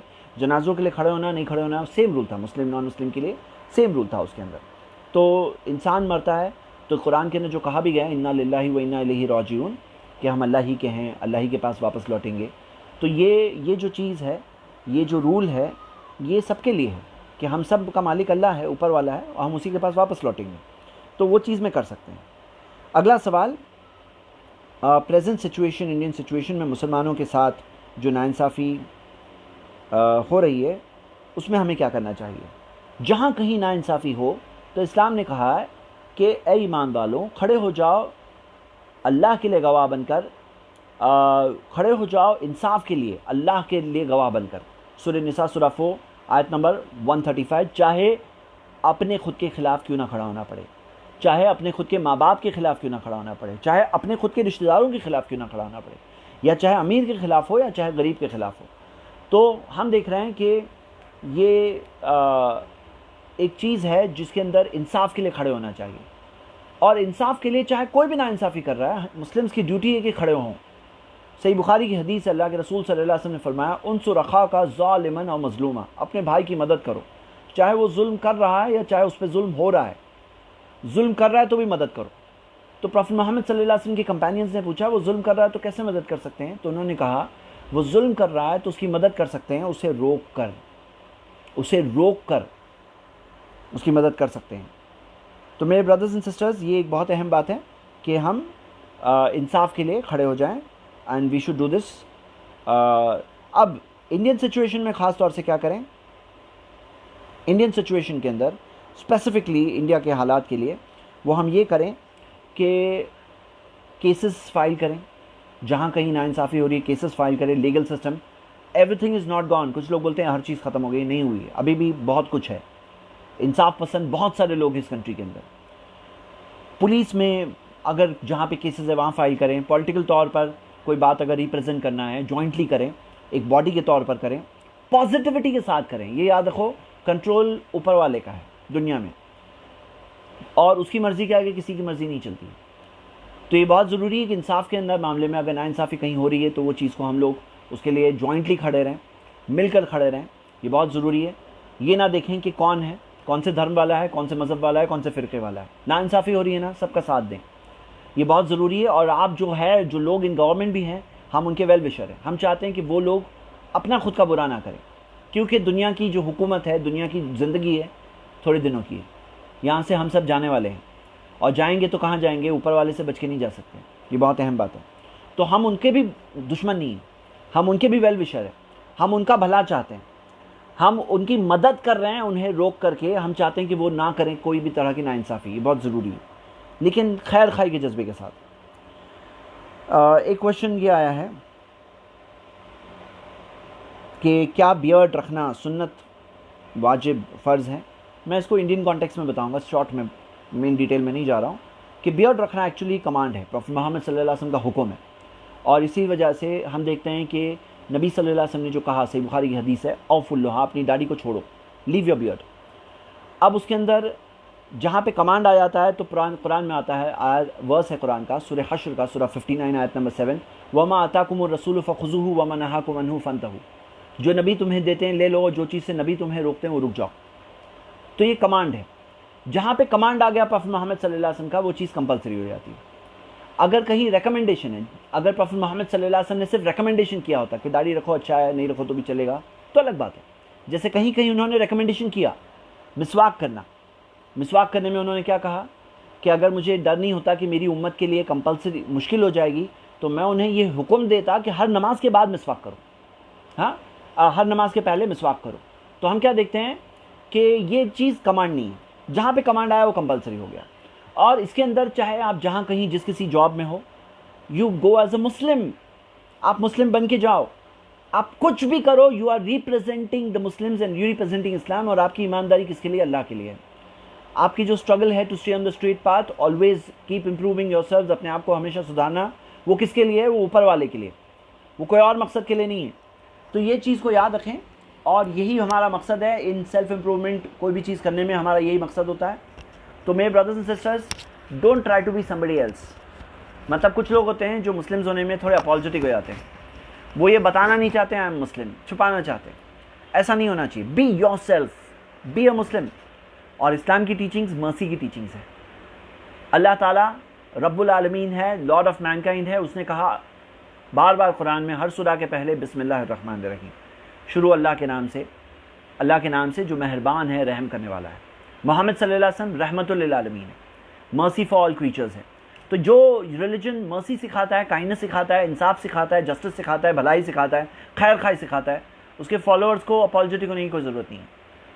तो अपनी आइडेंटिटी छुपाने के लिए दाढ़ी मत निकालो। और उल्टा आज तो देखते हैं दाढ़ी फैशन में भी है, बाज़ लोग सिर्फ दुनियावी रीज़न से रखते हैं, हालांकि हमें रखना चाहिए for the reason of our creator. एक सवाल यह आया कि इस सिचुएशन में नॉन मुस्लिम्स को कैसे हमें दावत देना होगा। देखिए, दावत देने के ताल्लुक से सिंपल बात है, हम सिर्फ ये बता रहे हैं कि तुम्हारा मेरा मालिक एक है। ये नहीं कह रहे मेरा भगवान है ना उसकी पूजा करो, हम ये कह रहे हैं तुम्हारा मेरा मालिक एक है। वो मालिक परफेक्ट है, उसके अंदर कोई कमी नहीं है, उसके कंट्रोल में सब कुछ है, उसे किसी की मदद की ज़रूरत नहीं है, उसको कोई पार्टनर की ज़रूरत नहीं है, उसको कोई भागीदारी की ज़रूरत नहीं। वो एक है। सोचो, देखो, कंट्री की, पूरी दुनिया के निज़ाम को देखो, वो एक मालिक के अलावा किसी और के कंट्रोल में नहीं है। और जब उसी के कंट्रोल में है तो सारी हमारी इबादत किसके लिए? उसी के लिए। तो हमें सिंपल सा मैसेज देना है, गॉड है ना, तुम्हारा मेरा मालिक एक ही है। मैं कह रहा हूं तुम अपने मालिक की बस वर्शिप करो, बस, किसी और की नहीं करो। अपनी सारी श्रद्धा उसी एक के लिए कर लो, और यही मैसेज को लेकर सारे मैसेंजर्स जो आए सबको मानो, सिर्फ एक मोहम्मद सल्लल्लाहु अलैहि वसल्लम को नहीं, सबको मानो। जितने सच्चे पैगंबर मैसेंजर्स आए सबको मानो, आखिरी मैसेंजर मोहम्मद सल्लल्लाहु अलैहि वसल्लम को भी मानो। सारी किताबों को मानो, आखिरी किताब कुरान को भी मानो। और ये जो सच्चे रसूल हैं वो क्लियर प्रूफ के साथ आए, क्लियर प्रूफ के साथ आए, जो कोई भी देखकर पहचान सकता है कि ये सच्चे रसूल हैं। क्लियर साइंस के साथ आए। कुरान अल्लाह की किताब है, क्लियर साइंस मौजूद है। हम कहते हैं ये देख लो, बस सिंपल सा मैसेज है, हम कोई बड़ी बात नहीं कह रहे। तो ये सीधी सी बात की तरफ लोगों को बुलाना चाहिए कि मरने के बाद रिजल्ट आने वाला है। सिर्फ ऐसा नहीं कि मरने के बाद कोई रिजल्ट नहीं है, मरने के बाद रिजल्ट आएगा और बार बार जीने नहीं मिलेगा। एक ज़िंदगी है ये, इसके अंदर चांस मिलेंगे, लेकिन ये ज़िंदगी ख़त्म हो गई, इसके बाद चांस ख़त्म। तो ये सिंपल मैसेजेस हमें देना है। अगला सवाल कि 19 क्या हकीकत में डिजीज़ है? अलग अलग व्यूज़ हैं लोगों के, लेकिन हम देखते हैं कि जब दुनिया भर के एक्सपर्ट्स ये बात बोल रहे हैं, दुनिया भर की गवर्नमेंट्स अपनी कंट्री को बर्बाद तो नहीं करना चाहेगी ना। कौन सी गवर्नमेंट चाहेगी अपनी कंट्री को बर्बाद करें? कौन सी गवर्नमेंट चाहेगी कि अपनी इकॉनमी को ख़राब करें? तो जब इतने सारे इंडिकेशंस हैं तो let's just follow what the experts हैं से। कुरान में आता है फसलु अहल ज़िक्र इन कुंतुम ला तालमून, पूछो इल्म वालों से अगर तुम्हें नहीं मालूम। तुम्हें नहीं मालूम है ना, तुम खुद रिसर्चर हो, साइंटिस्ट हो, तो एक्सपर्ट से पूछो। अब कुछ ऐसी कॉन्स्पिरेसी थियरीज वाली वीडियोस होती है, लेकिन जब मेन स्ट्रीम में सारे के सारे मेडिकल फ्रेटर्निटी सब के सब मुत्तफ़क़ा तौर पर, मतलब एक बात है फ्रॉड है तो एक जगह पे हुआ, भाई पूरी दुनिया के सब डॉक्टर्स मिलकर फ्रॉड कर रहे हैं, सारे इंस्टीट्यूशंस मिलकर फ्रॉड कर रहे हैं, पूरी कंट्रीज़ मिलकर फ्रॉड कर रहे हैं और सब लोग बेवकूफ़ हैं और सिर्फ कुछ यूट्यूबर्स समझदार हैं। I don't find this believable. तो आई फील कि इसको डिजीज़ की तरह ही ट्रीट करना समझदारी है और उसके अंदर आदमी सही स्टेप्स ले। जी, नेक्स्ट चीज़, एक सवाल, इंडिया में बहुत सारे पॉलिटिकल पार्टीज़ हैं, मुसलमानों कौन सी पार्टी का करना चाहिए? मैंने पॉलिटिक्स की बात कही ना, इसलिए सवाल आ रहा है।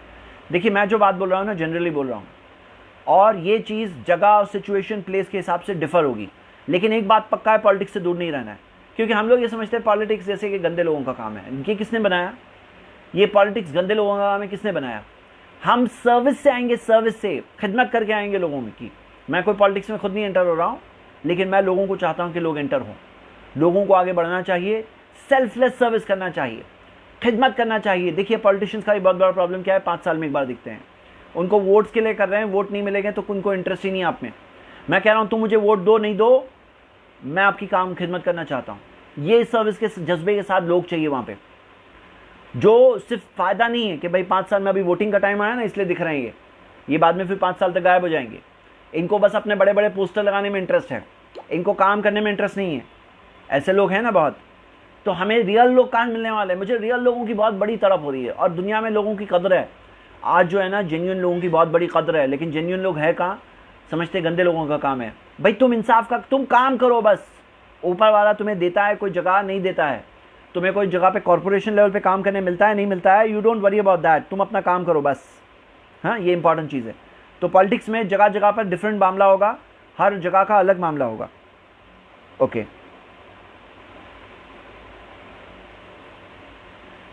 Celebrating independence day is right और wrong in the light of इस्लाम?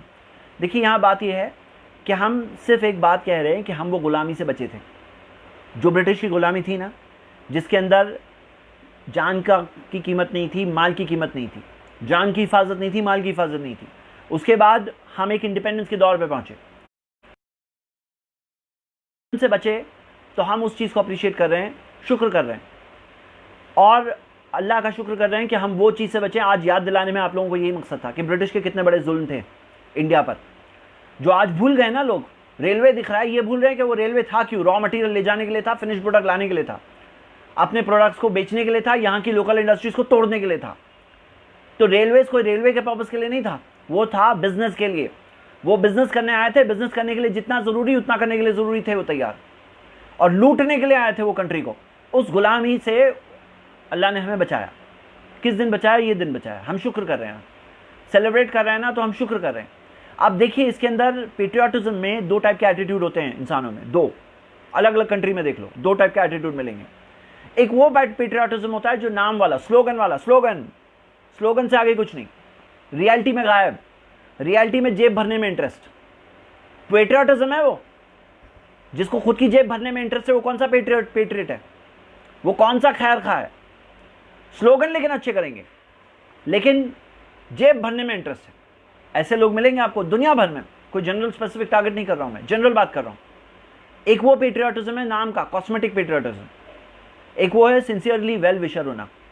मिसाल के तौर पर अगर आप कह रहे हो 2 और 2 5 बाय मिस्टेक, तो मेरा सिंसियर वेल विशर दोस्त कौन होगा मालूम है?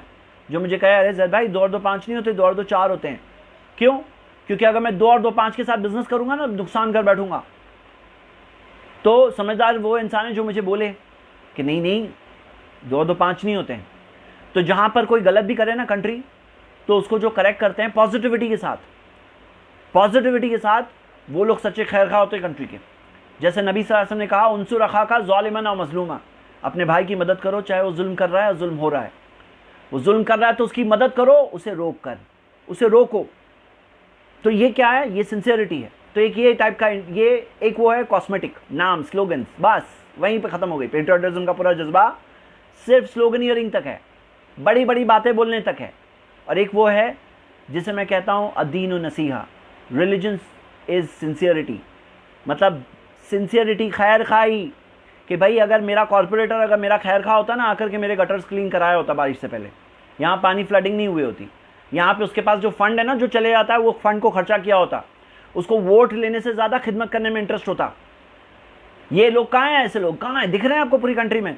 ऐसे लोगों की ज़रूरत है। आप जिस किसी पार्टी से ज्वाइन करो, ऑफकोर्स पॉलिटिकल एजेंडा देख के समझ के करना पड़ेगा, ऐसे सिंसियरिटी की ज़रूरत है। तो 2 टाइप के इंडिपेंडेंस आप समझ गए ना, पेट्रियोटिज्म। हम सिंसियरिटी में बिलीव करते हैं बस। ओके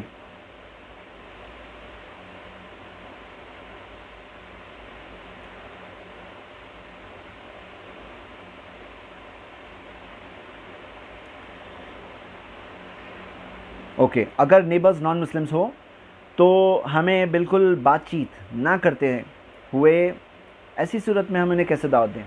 देखिए, नॉन मुस्लिम्स अगर नेबर्स नॉन मुस्लिम्स है ना, बातचीत नहीं करेंगे तो कैसे दावत देंगे, कैसे इस्लाम का मैसेज पहुंचाएंगे?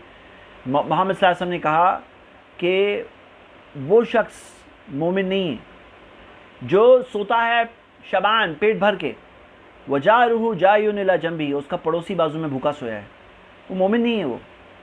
तो मेरे ब्रदर्स एंड सिस्टर्स, अभी वो भूखा सोया है मेरा पड़ोसी, मालूम कैसा पड़ेगा अगर मैं बात नहीं करूँगा? मैं उसकी मुश्किल में उसके काम कैसे आऊँगा अगर बात नहीं करूँगा? तो अल्लाह ताला ने जो कुरान में कहा, सूरह निसा में सूरह 4 आयत नंबर 36, अल्लाह ने कहा कि अपने पड़ोसी के साथ अच्छा सलूक करो। वो पड़ोसी जो करीब है, वो पड़ोसी जो अनजान है। यानी पड़ोसी में एक होता है करीबी पड़ोसी, एक पड़ोसी वो भी होता है जो अनजान पड़ोसी होता है। तो मेरे ब्रदर्स एंड सिस्टर्स, आपका पड़ोसी जो भी धर्म का है उसकी मदद करो, आप उसकी हेल्प करो। सही बुखारी की हदीस है, मोहम्मद सल्लल्लाहु अलैहि वसल्लम ने कहा कि जिब्रील ने मुझे पड़ोसी के राइट्स के बारे में इतना कहा कि मुझे ऐसा लगा कि जैसे कि पड़ोसी को वारिस बनाया जाएगा, पड़ोसी वारिस बनने वाला है, मुझे ऐसा लगा। है ना? आप सोच सकते हैं कि पड़ोसी का मामला कितना बड़ा है, इस्लाम ने सिखाया। हाँ जी, तो पड़ोसी के ताल्लुक से आप लोग रिलेशंस बिल्ड करें, बहुत ज़रूरी है।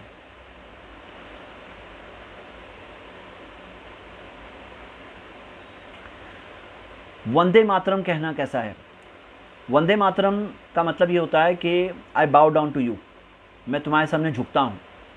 तो झुकना में कहते हैं ना, भारत माता के सामने नहीं झुकते ही है, हम अपनी रियल माता के सामने भी नहीं झुकते हैं। मेरी जो माँ है ना, मेरी अम्मी है, आपकी अम्मी है, इस्लाम ये सिखाता है डोंट बाउ down before your parents also. ये सर झुकेगा तो सिर्फ अल्लाह के लिए झुकेगा।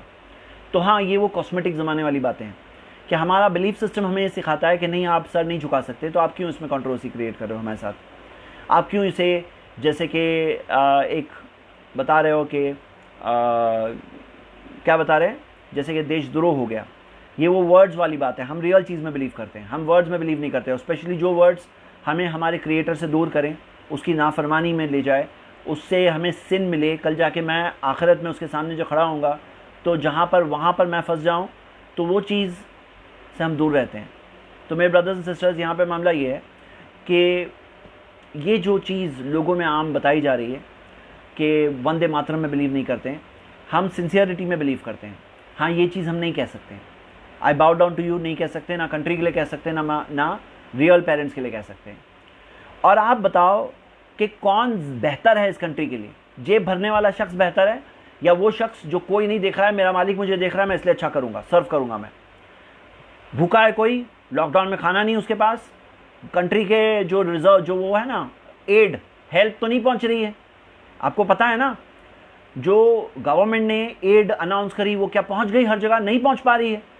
हम पहुंच जाते हैं, हम उन्हें खिला देते हैं, हम अनाज दे देते हैं, हमारी जेब से दे देते हैं, मेरे पास पैसे हैं, मैं खिलाऊं, ये मैं कर लेता हूं। तो आप बताओ कौन बेटर है? जेब भरने वाला शख्स जो वंदे मातरम बोल दे बेटर है, या ऐसा शख्स जो सिंसियर है, जो वंदे मातरम नहीं बोलेगा लेकिन कंट्री की सर्विस करेगा? किसके लिए करेगा? अवार्ड मिलने के लिए नहीं करेगा, न्यूज़ में नाम आएगा इसलिए नहीं करेगा, इसलिए करेगा कि मेरा मालिक मुझे देख रहा है, बस, और कुछ नहीं चाहिए मुझे। कौन बेटर है आप बताओ ना, सोचो ना, कौन बेटर है? सिंपल बात है। Can we put flowers on the photo of a patriot on the independence day? देखिए, आपके सामने क्लियर बात है, आपके सामने दो रास्ते हैं। पेट्रियोटिज्म का जहां सवाल है ना, वहां पे दो रास्ते हैं। एक रास्ता नकली रास्ता, कॉस्मेटिक रास्ता, एक रास्ता असली रास्ता। मैं बाकी लोगों के बारे में कमेंट नहीं कर रहा हूं, मैं हमारे बिलीफ सिस्टम के हिसाब से अपनी बात बता रहा हूं। इस्लाम ये सिखाता है कि कोई भी एक्शन ऑफ वर्शिप, इबादत का कोई भी एक्शन, पूजा उपासना का कोई भी एक्शन ऊपर वाले के अलावा किसी और के लिए ना हो। मेरे फादर का इंतकाल हुआ या बहुत बड़े रिलेटिव का इंतकाल हुआ, जिसने मेरी जान बचाया था उसका इंतकाल हुआ, लेकिन उसकी फोटो के आगे मैं फूल नहीं लगा सकता, क्योंकि this is an action of worship. ये इबादत है, ये वर्शिप है, और वर्शिप सिर्फ क्रिएटर की होगी। देखिए, आपके सामने एक सिंपल सी बात बता रहा हूं, आप लोग सोच के बताओ। लोगों को फिक्र लगी होती है बहुत सारों की कि ये फलां साहब क्या कहेंगे, वो क्या कहेंगे, वो क्या कहेंगे, वो क्या कहेंगे। उनकी जिंदगी यही चीज से घिरी हुई है, ये क्या कहेंगे, वही कहेंगे, वही चल रहा है। और एक है वो शख्स जो फिक्र कर रहा है मेरा मालिक क्या सोच, उसकी नज़र में मैं क्या हूं, बस। अब आप बताओ, ऐसे आर्टिफिशियल लोग जो दुनिया के लोगों के लिए जीते मरते हैं, बस ऐसे लोग बहुत सारे मिलेंगे आपको। फूल भी चढ़ा देंगे आके, वो जो बोलोगे कर लेंगे, बाउ डाउन टू यू भी बोल देंगे, लेकिन बाद में मौका मिलने पर जेब भी भरेंगे, because they are not sincere. उनको सिर्फ दिखावे में इंटरेस्ट है। ऐसे लोग चाहिए आपको, या ऐसे लोग चाहिए जो दिल की भावना से सर्व करते हैं? हम कहते हैं आर्टिफिशियल लोग नहीं चाहिए हमें दुनिया में। आज इंडिया में जो इंडिया को ज़रूरत है ना, सिंसियर लोगों की ज़रूरत है। सिंसियर लोग आएंगे ना, कंट्री आगे बढ़ेगी, तरक्की करेगी, सिंसियरली तरक्की करेगी।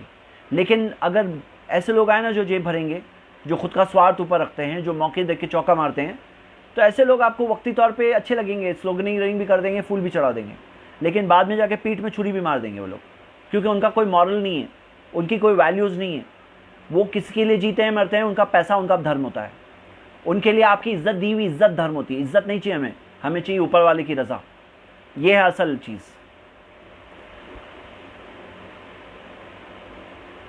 तो आई फील कि अगर आप कोई नॉन मुस्लिम है जो हमारे बिलीफ सिस्टम से नहीं अग्री करता है, एटलीस्ट आप अंडरस्टैंड करो, एटलीस्ट आप ये अप्रिशिएट करो कि ये लोगों का बिलीफ है, ये सिंसियर रहेंगे, और वो चीज़ की ज़्यादा कदर है कि कॉस्मेटिक चीज़ों की ज़्यादा कदर है। प्लीज़ इशू समझना चाहिए हमें। ओके,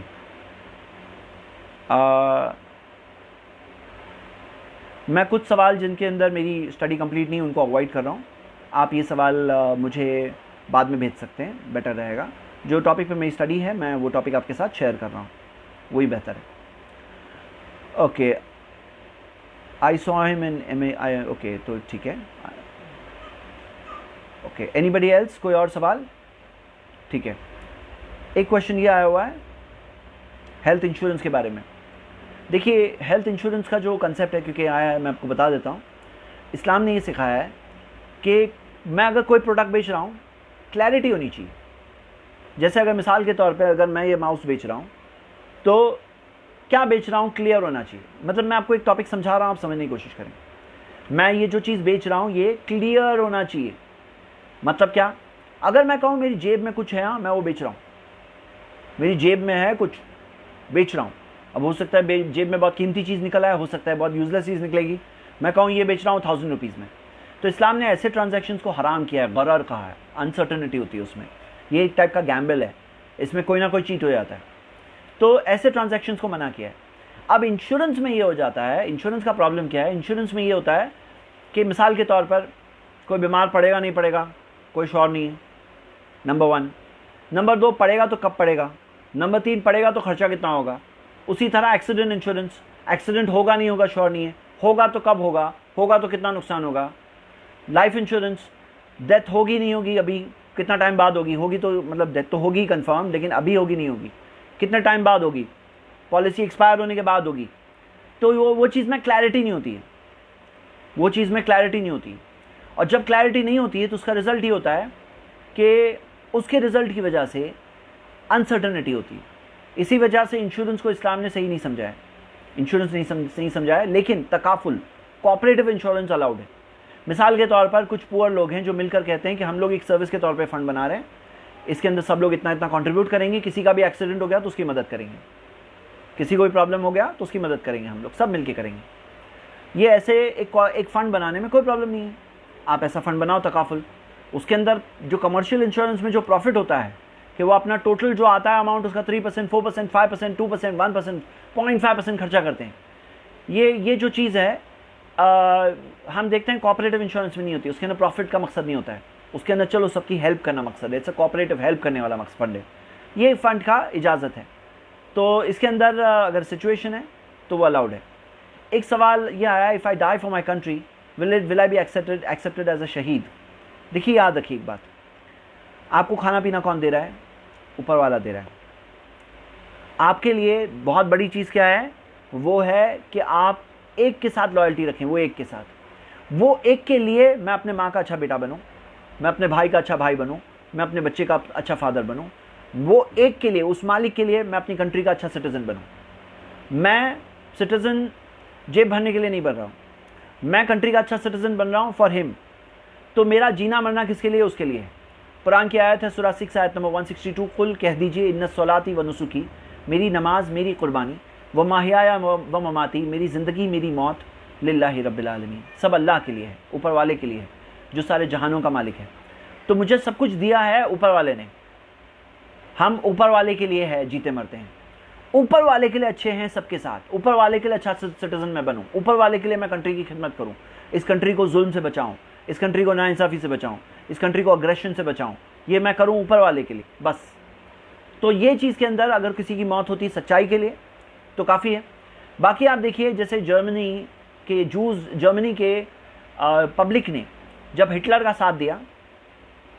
साथ दिया जब जर्मनी की पब्लिक ने, और हिटलर ने जो एक ये कहा Germans are superior to everyone else. क्यों भाई, सब इंसान है, सेम खून निकलेगा अंदर से, काय का सुपीरियर?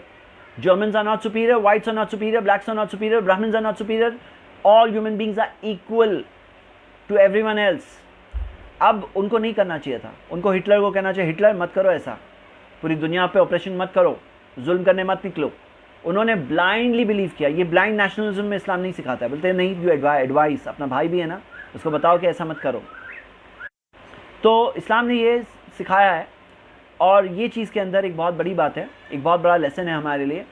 और इसी वजह से आप अगर सच्चाई के लिए खड़े हो और सच्चाई में मौत भी हो जाए तो कोई प्रॉब्लम नहीं है, आप शहीद हो अल्लाह के लिए। लेकिन अगर आपका मकसद है कुछ और, कि मुझे नाम मिले, इज़्ज़त मिले, मुझे अवार्ड मिले, रिकग्निशन मिले, मुझे न्यूज़पेपर में मेरा नाम आए, मेरा नाम फलां जगह पे बोर्ड पे लिखा जाए, इसलिए कर रहा हूँ मैं, इसलिए मर गए, तो नाम के लिए मर रहे थे, कहा कि शहीद, तुम नहीं शहीद हो। हाँ, तो शहीद के अंदर ये वर्ड शहीद दो तरह से यूज़ होता है, ये भी बात बता दूँ आपको। देखो वर्ड का यूजेज भी समझना चाहिए। एक होता है दीन में, इस्लाम में शहीद, तो आप इस्लामिकली भी शहीद हो सकते हो अगर सच्चाई के लिए शहीद हुए हो। दूसरी बात ये, वो शहीद है जो कंट्री में वर्ड कहा जाता है, वर्ड शहीद, ये वो इस्लामिक शहीद नहीं होता है, जो कंट्री की सर्विस में जो लोग मरते हैं उन्हें भी शहीद वर्ड होता है, लेकिन ये वो दीन वाला शहीद नहीं होता है। हिंदी वर्ड, हिंदी भी तो लैंग्वेज है ना, जैसे मैं मिसाल देता हूँ, अरबिक में वर्ड है सलाह। सलाह का मतलब क्या है? अरबिक में दुआ वर्ड है उसका मतलब, अरबिक लैंग्वेज में डिक्शनरी में सलाह का मतलब है दुआ। लेकिन प्रॉफेट मोहम्मद सल्लल्लाहु अलैहि वसल्लम ने जो बताया सलाह का मतलब ये है नमाज जो हम पढ़ते हैं, ये जो नमाज जो पर्टिकुलर तरीके से पढ़ते हैं। अब हमें ये डिक्शनरी की भी तो मीनिंग है ना कुछ ना कुछ, हाँ। और उसी वजह से कोई एक वर्ड है जो कंट्री के तौर पे यूज़ होता है, शहीद वर्ड उसमें भी यूज़ होता है, वो उसमें वो दीन वाला शहीद मुराद नहीं होता है। तो कभी यूज़ हो रहा है वो भी समझना चाहिए हमें अंडरस्टैंडिंग के साथ। सिर्फ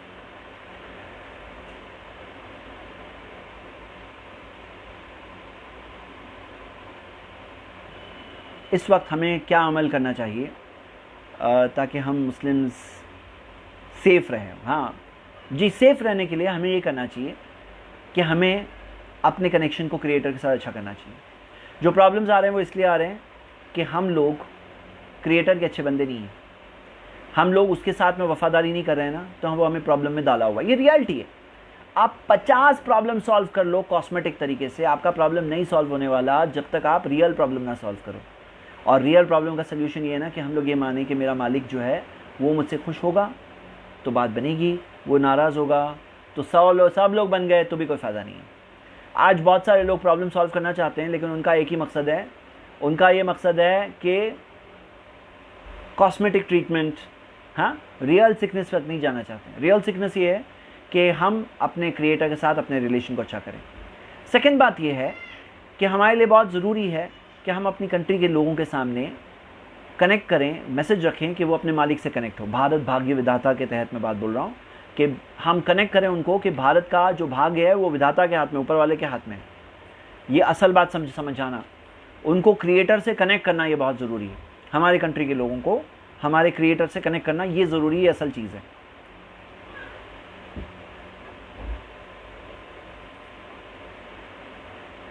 ओके, एक सवाल ये है, हिंदुस्तान में मुसलमान के लिए जिहाद करना फ़र्ज़ है? जिहाद के मसले पर बहुत सारी गलतफहमियां हैं तो मैं क्लियर करूं। देखिए, वर्ड जिहाद जाहदा युजाहिदू से आता है जिसका मतलब है जद्दोजहद करना, स्ट्रगल करना। उसके कई सारे लेवल्स हैं। उसका एक लेवल ये है कि हम अपने नफ्स के ख़िलाफ़ जिहाद करते हैं। नबी सल्लल्लाहु अलैहि वसल्लम ने फरमाया कि अफ़दलुल जिहाद, सबसे फजीलत वाला जिहाद ये है युजाहिद रजुलु बिनफ्सिही व हवाहू, कि कोई शख्स अपने नफ्स के ख़िलाफ़ जिहाद करे, अपनी ख्वाहिशात के ख़िलाफ़ जिहाद करे। ये सबसे बड़ा जिहाद है। सही अल जामे में हदीस मौजूद है। उसी तरह हक़ और इंसाफ की बात बोलना भी जिहाद है। नबी सल्लल्लाहु अलैहि वसल्लम ने फरमाया अफ़दलुल जिहाद, सबसे टॉप लेवल का जिहाद ये है कि कोई शख्स हक़ बात बोले, एक जालिम बादशाह के सामने सच्ची बात बोलो उसके सामने, ये भी एक जिहाद है, मतलब अपनी ज़ुबान से। और एक होता है फोर्स, तो फोर्स के यूज़ के ताल्लुक से इस्लाम ने रेगुलेट किया है। ये फोर्स के अंदर कोई इजाज़त नहीं है इंडिविजुअली कोई भी शख्स कर ले। इसके अंदर दो सिचुएशन हो सकती है, किसी ने आप पे हमला कर दिया, आपकी जान, अपनी माल, अपनी प्रॉपर्टी, तो मोहम्मद सल्लल्लाहु अलैहि वसल्लम ने फरमाया कि जो शख्स मन क़तल दूना मालिही फहुव शहीद, जो अपने माल को बचाने में शहीद मर गया वो शहीद है। जो मन क़तल दूना नफ्सिही फहुव शहीद, जो अपनी जान बचाते बचाते मर गया वो शहीद है। कोई अटैक कर ले तो देन दैट इज़ जिहाद। लेकिन जो ऑफेंसिव है कि आप अटैक करो, इस्लाम ने अलाउ नहीं किया है, ये अलाउड है। इब्न क़ुदामा में ने इस बारे में मुग़नी में पूरा डिटेल डिस्कशन के बाद ये बताया है। स्कॉलर्स का इस बारे में कंसेंसस है कि ये चीज़ के अंदर अलाउड नहीं है। माज़रत चाहता हूँ, इसमें कंसेंसस का जिक्र नहीं। स्कॉलर्स का ये व्यू है कि इस चीज़ के अंदर अलाउड नहीं है सिवाय कि कोई गवर्नमेंट हो। मतलब ऑफेंसिव जिहाद ऑब्वियसली सिर्फ एक गवर्नमेंट के अलाउड है। मतलब भाई इस्लाम एक इंडिविजुअल का भी दीन है, एक ग्रुप का भी हो सकता है, कम्युनिटी का भी हो सकता है, एक कंट्री का भी हो सकता है। अब वो कंट्री को अगर हम लोग अलाउ नहीं करेंगे फोर्स यूज़ करने, तो फिर वो कंट्री क्या करेगी? पुलिस फोर्स नहीं रखेगी, आर्मी नहीं रखेगी। तो ऐसे फोर्स का कंसेप्ट सब रिलीजन्स में ना, आप देखिए महाभारत का पूरा जंग था, क्या था मामला? जीसस का इसको जब अटैक करने के लिए आए तो उन्होंने कहा कि sell your garment and buy a sword, अपने कपड़े को बेच करके भी तलवार खरीदो। हाँ, तो हम देखते हैं सिचुएशन के अंदर ये चीज़ वहाँ पर आती है। जहाँ तक ये सवाल है कि इंडिया की प्रेजेंट सिचुएशन, इसके अंदर फर्स्ट जिहादुन नफ्स करेंगे आप इंडिया की सिचुएशन में। सेकंड चीज़ वो है ज़ुबान से बिल्कुल करेंगे आप। थर्ड, कोई आपको हमला कर ले तो अपने सेल्फ डिफेंस में, अपने आप को डिफेंड करने में, अगर आपके ऊपर कोई अटैक हो रहा है, जानलेवा चीज़ है, अपने आप को डिफेंड करेंगे। लेकिन जो थर्ड का जो सेकंड पार्ट है जिसके अंदर ऑफेंसिव जिहाद, ये टेररिज्म होगा, टेररिज्म, आतंकवाद होगा। ये चीज़ की कोई इजाज़त नहीं है।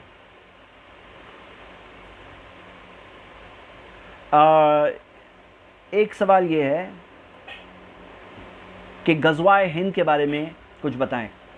देखिए, गज़वाए हिंद के ताल्लुक से बहुत बड़ा नफ़रत फैलाई जा रही है गज़वाए हिंद के तहत। जैसे डराने के लिए होता है ना कोई चीज़, कि कोई डराया जाए, तो मुसलमानों के ख़िलाफ़ डराने के लिए आम मीडिया ने ये गज़वाए हिंद का टॉपिक कल्टिवेट किया है। जो लोग रेगुलर मीडिया देखते हैं या इस टाइप के यूट्यूब चैनल्स देखते हैं, तो वो लोगों ने मेंटेन करके रखा है कि गज़वाए हिंद मुसलमान करने वाले हैं। क्या कहा जा रहा है इसके अंदर? ये कहा जा रहा है कि मोहम्मद सल्लल्लाहु अलैहि वसल्लम की हदीस है। एक्चुअली हदीस ये है कि मेरी उम्मत की दो फ़ौजें हैं, अल्लाह ताला उन्हें माफ़ कर देगा। एक वो जो ईसा अलैहिस्सलाम के साथ होंगे, एक वो जो गज़वाए हिंद में शरीक होंगे। ये हदीस ऑथेंटिक सनद से मिलती है। गज़वाए हिंद के ताल्लुक से और बहुत सारी फैब्रिकेटेड हदीसें हैं जो ऑथेंटिक नहीं है। ऑथेंटिक हदीस सिर्फ ये है कि उनके मग़फ़िरत की बात आती है। इस हदीस की कॉमेंट्री में स्कॉलर्स ने लिखा है, वो बताते हैं कि गज़वाए हिंद ऑलरेडी हो चुका है। महमूद गजनवी के टाइम पर जो गज़वा हुआ था वो गज़वाए हिंद हो चुका है। तो गज़वा हिंद के ताल्लुक से यहाँ आज जो एक्सट्रीमिस्ट लोग हैं, जो नफरत फैलाने वाले लोग हैं, वो ये कहते हैं कि मुसलमान जो है ना एक गज़वा करके तुम्हें गुलाम बनाएंगे हिंदुओं को, और ये एक वॉर लड़ने वाले हैं क़यामत से पहले। इनकी किताब में दिया हुआ है कि गज़वा हिंद होने वाला है, लेकिन वो गज़वा हिंद ऑलरेडी हो चुका है। मैं आपको एक मिसाल देता हूँ। मोहम्मद सल्लल्लाहु अलैहि वसल्लम ने ख़ास फजीलत बताई। इसके अंदर हम देखते हैं कि इस्तांबुल शहर का नाम, प्रीवियस नाम क्या था, इस्तांबुल शहर के ताल्लुक से हदीसों में ख़ास फजीलत है कि जो लोग उस जंग में जो शरीक होंगे, कुंस्तुनतुनिया, कॉन्स्टेंटिनोपल की जो जंग में जो लोग शहीद होंगे, अल्लाह ताला शरीक होंगे, अल्लाह ताला उनको माफ़ कर देगा। उनके लिए ख़ास फजीलत है। अभी अगर कोई वो हदीस बोले और बोले कि हाँ इसलिए हम सबको जाकर टर्की को हमला करना है, हाँ, वो आज के टर्की पे वो हदीस को फिट कर दे तो सही होगा, गलत होगा? तो वो हदीस है, कौन सी, गज़वा हिंद की हदीस है, लेकिन हो चुकी, वो गज़वा हो चुका है। उसको हम यहाँ पे फिट नहीं कर सकते आज के इंडिया पर, क्योंकि बाज़ ऐसे लोग हैं दूसरी तरफ से जो उस हदीस को आज के इंडिया पे फिट करके बोलते हैं होने वाला है क़यामत से पहले। हालांकि जो चीज़ हो चुकी है वो सेकंड टाइम होने वाला है, उसकी दलील बताओ। हो चुकी है, कंप्लीट हो गई प्रोफेसी। जो लोग शरीक थे उनको मिल गया वो सवाब, हो गया। ये बात क्या कहाँ है कि भाई अभी वो चीज़ उस पर भी, इस्तांबुल पे भी लाओ, कुंस्तुनतुनिया की जंग फिर से होने वाली है। तो ये इस्लामिकली भी सही नहीं है, और ये नफरत फैलाने के लिए लोग यूज़ कर रहे हैं ताकि इंडियन मुस्लिम्स के ऊपर बहुत सारे पाबंदियाँ लगाई जाए, इनको गुलाम बनाने की कोशिश की जाए। क्या बहाना रहेगा? गज़वा हिंद। जी,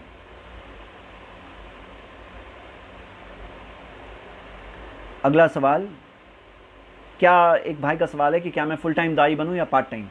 देखिए आपके लिए कितना पॉसिबल है। अगर आपके पास ऐसा सिस्टम है जिससे कि आप ज़रिया माश will be taken care of, फिर आपकी रिस्पॉन्सिबिलिटीज़ आपके लिए ऊपर ज़रूरी है। आपके बीवी बच्चे, रिस्पॉन्सिबिलिटीज़ जो है ना, उनकी रिस्पॉन्सिबिलिटी ज़रूरी है पूरा करना। कफ़ा बिलमर एक इसमन अयुतैया मन यक़ूत, नबी सल्लल्लाहु अलैहि वसल्लम ने फरमाया एक शख्स के गुनहगार होने के लिए इतना ही काफ़ी है कि जिन्हें खिलाने की जिम्मेदारी उस पर है वो उनको वेस्ट कर दे, उनको ज़ाया कर दे। It's enough for him to be a sinner, this is enough to make him a sinner. तो हम ये देखते हैं कि आपके ऊपर जिनकी जिम्मेदारी है वो पूरी करनी है। अब पूरी करने के साथ साथ अगर आप फुल टाइम दे सकते हो, वेल एंड गुड। आपके पास माँ बाप के, आपके पास अगर इतना बड़े रिसोर्सेज है, या कोई पार्ट टाइम बिजनेस करते हो, या फिर दूर से फ़ोन से कर लेते हो जाता है काम, या कोई मैनेजमेंट सिस्टम अप्लाई किए हो, या आपको कोई ऑर्गेनाइजेशन मिलती है जो आपको सपोर्ट करने तैयार है, तो करिए फुल टाइम, ज़रूरत है। कुरान की आयत है ना, सूरह आल इमरान की आयत नंबर 104, वलतकुम मिनकुम उम्मतुन यदूना इलल खैर, तुम्हें ऐसा ग्रुप निकलना चाहिए जो लोगों को खैर की तरफ बुलाए, वो यामुरूना बिल मारूफ, अच्छी बात का हुक्म दे, व यनहाउना अनिल मुनकर, बुरी चीज़ से रोके, व उलाइका हुमुल मुफलिहून, ये तो सक्सेसफुल लोग हैं, कामयाब लोग हैं।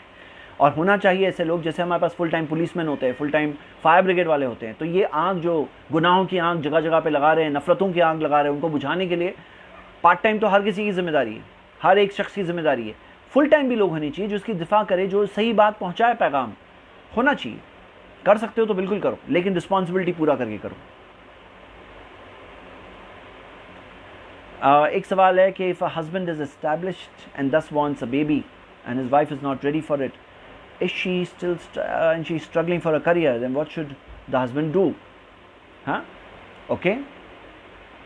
सवाल ये है, मैं जो समझ रहा हूँ वो ये है कि एक भाई हैं मतलब एक सवाल है, किसी का सवाल आया है कि अगर हस्बैंड कमा रहा है, संभाल सकता है, और उसको चाहिए कि मैं घर में बच्चे हों, और बीवी खुद जॉब कर रही है, करियर है उसका, और वो रेडी नहीं है बच्चे के लिए, तो हम क्या कहेंगे? हम ये कहेंगे, उस बीवी से कहेंगे कि सिस्टर, आपकी प्राइमरी रिस्पॉन्सिबिलिटी का ख्याल रखें कि इस्लाम ने ये सिखाया है, बच्चे इन्वेस्टमेंट है, इन्वेस्टमेंट, और ये इन्वेस्टमेंट का आपको बहुत बड़ा रिटर्न मिलेगा, क्योंकि हम मर जाएंगे थोड़े दिनों बाद, कब्र में पहुंच जाएंगे, और हमारी सब गुड डीड्स रुक जाएंगे। लेकिन ऐसे टाइम पर जो चीज़ बहुत काम आती है वो हमारे इन्वेस्टमेंट्स काम आएंगे। हमारी लाइफ तो थोड़ी है, लेकिन हमारे इन्वेस्टमेंट क्या है? इस्लाम ने सिखाया, प्रॉफेट मोहम्मद सल्लल्लाहु अलैहि वसल्लम ने फरमाया, इज़ा मातल इंसान, जब कोई इंसान मर जाता है, इनक़तान हो अमलू, उसकी सारी नेकियां रुक जाती है, इल्ला मिन सलास, सिवाय 3 नेकियों को छोड़कर, इल्ला मिन सदक़तिन जारिया, ऐसा सदका उसने किया है जो कंटिन्यू है, ऐसी कोई चैरिटी किया जिसका बेनिफिट आगे भी मिल रहा है, तो उसको सवाब भी मिलेगा। मरने के बाद सवाब रुक जाता है, लेकिन वो सवाब मिलेगा। और इल्मिन युनतफ़उ बिही, या ऐसा कोई नॉलेज उसने छोड़ा है जिससे लोगों को फ़ायदा हो रहा है। और वलदिन सालिहिन यदू लहू, या नेक औलाद है जो उसके लिए दुआ करे। तो ये नेक औलाद, ये बहुत बड़ा इन्वेस्टमेंट है, आपको इस पर फोकस करना चाहिए और आपको ये चीज़ करने की कोशिश करनी चाहिए। तो मैं वो सिस्टर को इनकरेज करूँगा कि इसमें डिले ना करें, इसमें डिले ना करें, और आगे बढ़ें और उसको प्रायोरिटाइज़ करें। उसके साथ साथ में जो कर सकते हैं वो करिए, उसको प्रायोरिटी, टॉप प्रायोरिटी रखिए। ब्रदर से कहूँगा काउंसलिंग करिए, समझाइए, और ये चीज़ के ज़रिए उस प्रॉब्लम को सॉल्व करने की कोशिश करिए। ब्रदर से ये कहूँगा कि अपनी वाइफ को कन्विंस करने की कोशिश करें।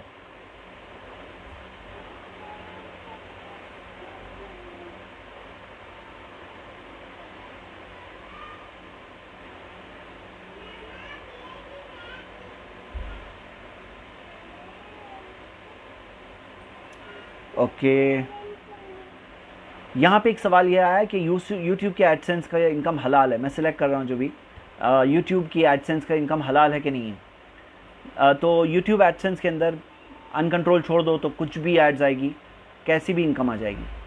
तो उसके अंदर ऑब्सिनिटी वाली एड्स भी आ सकती है, उसके अंदर हराम प्रोडक्ट्स वाले एड्स भी आ सकती है, और वो सब चीज़ें आकर उसके अंदर जो इनकम होगी वो इनकम हलाल नहीं होगी, क्योंकि ऑब्वियसली जब हराम प्रोडक्ट है, जैसे फिल्म है, उसके अगर प्रमोशन की ऐड है, वो कहाँ से हलाल हो सकती है, वो तो प्रॉब्लम है। और यूट्यूब उतने फ़िल्टर्स नहीं देता है कि उसके अंदर कंट्रोल कर सकें। कुछ फ़िल्टर्स हैं ऑफ कोर्स, वो फ़िल्टर्स लगाने के बावजूद भी एड्स आ जाती है।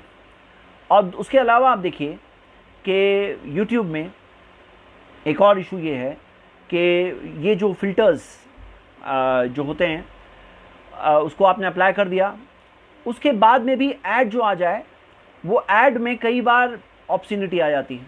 वो अलाउड नहीं है, इस्लाम में हलाल नहीं है, क्योंकि ऑब्सिनिटी फैलाने में बहुत बड़ा सिन है, तो वो कहाँ से हलाल होगा, वो नहीं है। लेकिन यूट्यूब का एक प्रॉब्लम है। क्या प्रॉब्लम है कि अगर यूट्यूब में मोनेटाइजेशन ऑन नहीं रखा जाए तो यूट्यूब वो वीडियोस को ज़्यादा आगे नहीं बढ़ने देता है। ऑफ कोर्स कुछ लोगों का खुद का जेनरिक प्रमोशन इतना मजबूत होता है, उनके subscriber base, grass root level का वो काम इतना मजबूत होता है, फिर भी उनके आ जाते हैं। लेकिन सजेस्टेड वीडियोज़ में जो यूट्यूब ऐसी वीडियोस को बहुत ज़्यादा पुश नहीं करता जिसके अंदर मोनेटाइजेशन उसका खुद का फ़ायदा ना हो, तो मैं सजेस्ट ये करूँगा कि मोनेटाइजेशन ऑन रखकर उसके अंदर वीडियोस ऑफ कर दीजिए।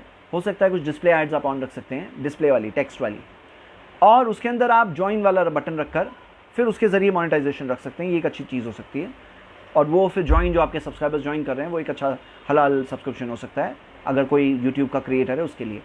बाकी उसको मिनिमाइज़ करें, डिस्प्ले एड्स को मिनिमाइज़ करें। ऐसे भी मैं बता दूं, कोई बहुत बड़ा टेम्पटेशन नहीं है। इंडिया के अंदर यूट्यूब गिव्स पीनट से भी कम देता है, कोई फ़ायदा नहीं होता है उसमें। हाँ, तो ये एक मेरा मशवरा है उसमें। ओके,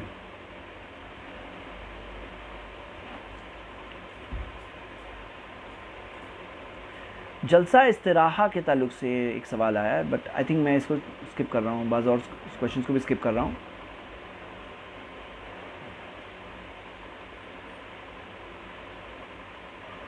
अगर कोई ईमान वाला गलत करे तो क्या फ़रिश्ते दिल में बोलते हैं कि गलत कर रहा है?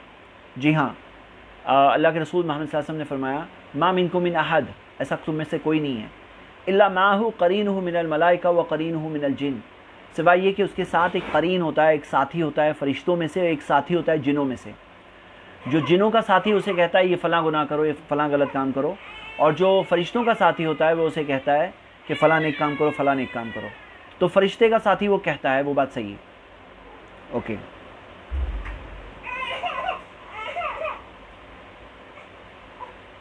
अगर इमाम जलसा इस्तिराहा नहीं कर रहा है तो बता देता हूँ ये, तो क्या हम करें? जी हाँ, आप कर सकते हैं, जलसा इस्तिराहा आप कर सकते हैं। हालांकि इमाम is there to be followed वाली हदीस है मौजूद, लेकिन इमाम कोई गलती करे तो उसके अंदर हमें जहाँ पे हमारे पास गुंजाइश है हम वो कर सकते हैं। अगर इमाम को नहीं पता है उसके बारे में, और कई इमामों को नहीं पता होता है, तो हम कर लें। ओके, हमारे पास 6 मिनट्स बचे हैं। मैं देख लेता हूँ उसमें से कोई सवाल है जो मुझे प्रायोरिटी पे कवर करना चाहिए, तो मैं वो देख लेता हूँ अभी। ओके,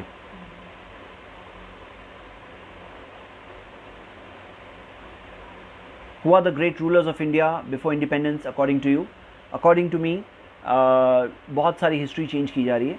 हमें वो प्रेजुडिस से बचना चाहिए, इंडिपेंडेंटली अपनी चीज़ को देखना चाहिए, और उस चीज़ के ज़रिए देखेंगे तो आप पाओगे कि जो इंडिया के मुस्लिम रूलर्स थे उन्होंने सचमुच कंट्रीब्यूट किया, इंडिया को सुपर पावर बनाया, इंडिया का वर्ल्ड का सुपर पावर। और बहुत सारी नफरत फैलाई जाती है कि ये लोग फोर्स कन्वर्जन करते थे, सब झूठ, सब झूठ। उसके ऊपर डॉक्यूमेंट्रीज बननी चाहिए। हाँ, कहीं को इंडिविजुअली किसी ने किया हो तो वो भी गलत है, लेकिन ऐसी नफरत फैलाकर किसी का फ़ायदा नहीं होने वाला। हमारे ऊपर कोई मुस्लिम हमला करे ठीक है, आप सिचुएशन के हिसाब से आदमी देख सकता है, समझ सकता है। भाई सेल्फ डिफेंस इस्लाम ने अलाउ किया है, इंडिया ने अलाउ किया है, यूएन ने अलाउ किया है, और क्या चाहिए आपको? मतलब दुनियावी कानून के हिसाब से भी अलाउड है, इंडियन कॉन्स्टिट्यूशन के हिसाब से अलाउड है। कोई आपको अटैक करे तो आप अपने आप को डिफेंड तो कर ही सकते हो, और international charter of human rights के हिसाब से अलाउड है। लेकिन ऑफेंसिव तौर पर आप जाके किसी को हमला करो, दिस इज टेररिज्म।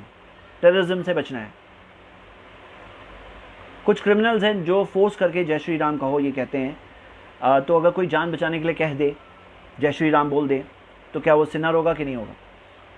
इस्लाम ने इजाज़त दी है कि कोई शख्स अगर कुफ्र की बात बोल दे, वक़ल्बुहु मुत्मइन्नुम बिल ईमान, उसका दिल ईमान पे जमा हुआ है, दिल ईमान पे जमा हुआ है, सिर्फ जान बचाने के लिए उसने कह दिया, तो उसका वो कुफ्र काउंट नहीं हुआ। लेकिन आज क्या होता है ना, कैमरा रोलिंग होता है, कैमरा, वो जो कह रहा है ना कैमरा में रिकॉर्ड हो रहा होता है, वो फिर क्लिप वायरल होती है, देखो ये मुस्लिम ने कहा, उसके बाद भी उसको छोड़ते नहीं है। तो ऐसी सिचुएशन के अंदर आपकी वजह से कोई और फितने में पड़े, कोई और शख्स रियली दिल से बोल दिया, बोले आपने कहा था ना, अब मैं दिल से बोलूँगा, तो फिर ये क्या है? ये प्रॉब्लम है। और ये प्रॉब्लम का यही सोल्यूशन है कि आप जम के रहो। ज़िंदगी मौत अल्लाह के हाथ में, आप सच कहो, सच्चाई के साथ रहो। और ये समझते हो कि वो कहकर बच जाओगे, तो ऐसा भी नहीं होता है। अगर आप सिचुएशन में हो, देखो क्या और सोल्यूशन है बचने का, वो देखो, ये चीज़ की तरफ दिमाग ना जाए।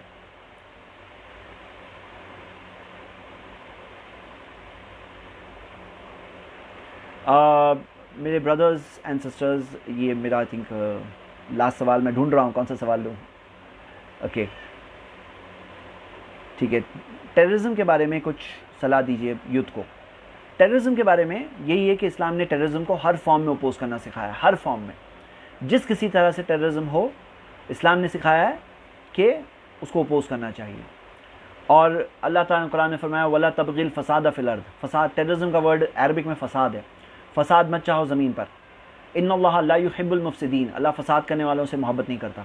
टेररिज्म में बहुत सारे गुनाह हैं। किसी की मासूम की जान लेना ऐसा है जैसे कि सारे इंसानों की जान ले ली है। किसी की प्रॉपर्टी डिस्टर्ब हो तो ऐसा है कि आपको अपने नेकियों में से पेमेंट करना पड़ेगा क़यामत के दिन। कहीं आप रहते हो, कोई सिस्टम के अंदर रहते हो, वहाँ के लॉ एंड ऑर्डर को फॉलो करो, ये इस्लाम ने सिखाया है। मतलब आप सिस्टम के अंदर जो आपके रूलर्स है उसके अंदर लॉ एंड ऑर्डर को फॉलो करो, फसाद मत क्रिएट करो, इस्लाम ने ये सिखाया है। हाँ, ये वो रूल जो इस्लाम के ख़िलाफ़ है, अल्लाह की नाफरमानी करने कहते हैं, वो मत फॉलो करो, लेकिन बाकी अदरवाइज़ जो चीज़ें हैं उसके अंदर कॉपरेट करो। तो ये सारी चीज़ें हमें मिलती है टेररिज्म से बचने के लिए। इंडिया में प्रैक्टिसिंग मुस्लिम क्यों हम हो रहे हैं, क्यों कम हो रहे हैं? कोई कम नहीं हो रहा है। मेरे ख्याल से प्रैक्टिसिंग मुस्लिम्स बढ़ रहे हैं अल्हम्दुलिल्लाह, कोई नहीं क्या कम हो रहा है। अल्लाह ग्रेस बढ़ते आ रहे हैं प्रैक्टिसिंग मुस्लिम्स अल्हम्दुलिल्लाह, और वो बहुत ज़रूरी है। अच्छा, लास्ट एक मैसेज मेरा इंडियन मुस्लिम्स के लिए, मैं 2 मिनट में एक मैसेज दे के ख़त्म करूँगा। इंडियन यूथ मुस्लिम्स के लिए, यूथ मुस्लिम से मैं कहूँगा कि यू हैव द एनर्जी, आपके अंदर एनर्जी है, आपके अंदर फोर्स है, उसको पॉजिटिवली यूज़ करिए। इल्म नाफिया हासिल करिए, दीन का इल्म हासिल करिए, मतलब सारी बेनिफिशियल नॉलेज हासिल करिए। अपने आप को एजुकेशन में आगे बढ़ाइए, अपने आप को दीन के एजुकेशन में भी आगे बढ़ाइए, अपने आप को इस्लामिक सर्विस में आगे बढ़ाइए। और ये प्रॉब्लम जो आ रहा है ना सामने, जो दिख रहा है, उसका सल्यूशन का हिस्सा बनिए। डिप्रेस्ड मत बनिए, आपके अंदर पॉजिटिविटी है वो रखिए। जो लोग कई बार ओल्ड हो जाते हैं ना, उनमें एक पॉजिटिविटी कम हो जाती है, पॉजिटिविटी कम हो जाती है। यूथ में पॉजिटिविटी होती है, वही पॉजिटिविटी के साथ बात करो, लोगों के साथ कम्युनिकेट करो, उन तक अल्लाह का पैगाम पहुँचाओ, इस्लाम का पैगाम पहुँचाओ। यही सोल्यूशन है। इंडिया में नफ़रतें फैला रहे हैं, अगर हम सही मैसेज नहीं पहुँचाएंगे तो फिर ये नफ़रतें जगह बना लेगी लोगों के दिलों में। हमारी रिस्पॉन्सिबिलिटी कि हम सही पैगाम पहुँचाएँ, यही हम सब के लिए ज़रूरी है। तो इसी चीज़ के साथ, यही मैसेज के साथ मैं ख़त्म करता हूँ। आप सबके साथ अच्छा लगा, और माशाल्लाह बहुत ही इंटरेक्टिव इन द सेंस, यानी I saw that the audience जो है वो बहुत एक्टिवली पार्टिसिपेट कर रही थी क्वेश्चंस में। और मैं इसी मैसेज के साथ ख़त्म करता हूँ। फिर मिलेंगे कभी इंशाल्लाह। जज़ाकल्लाह खैर। अस्सलाम वालेकुम।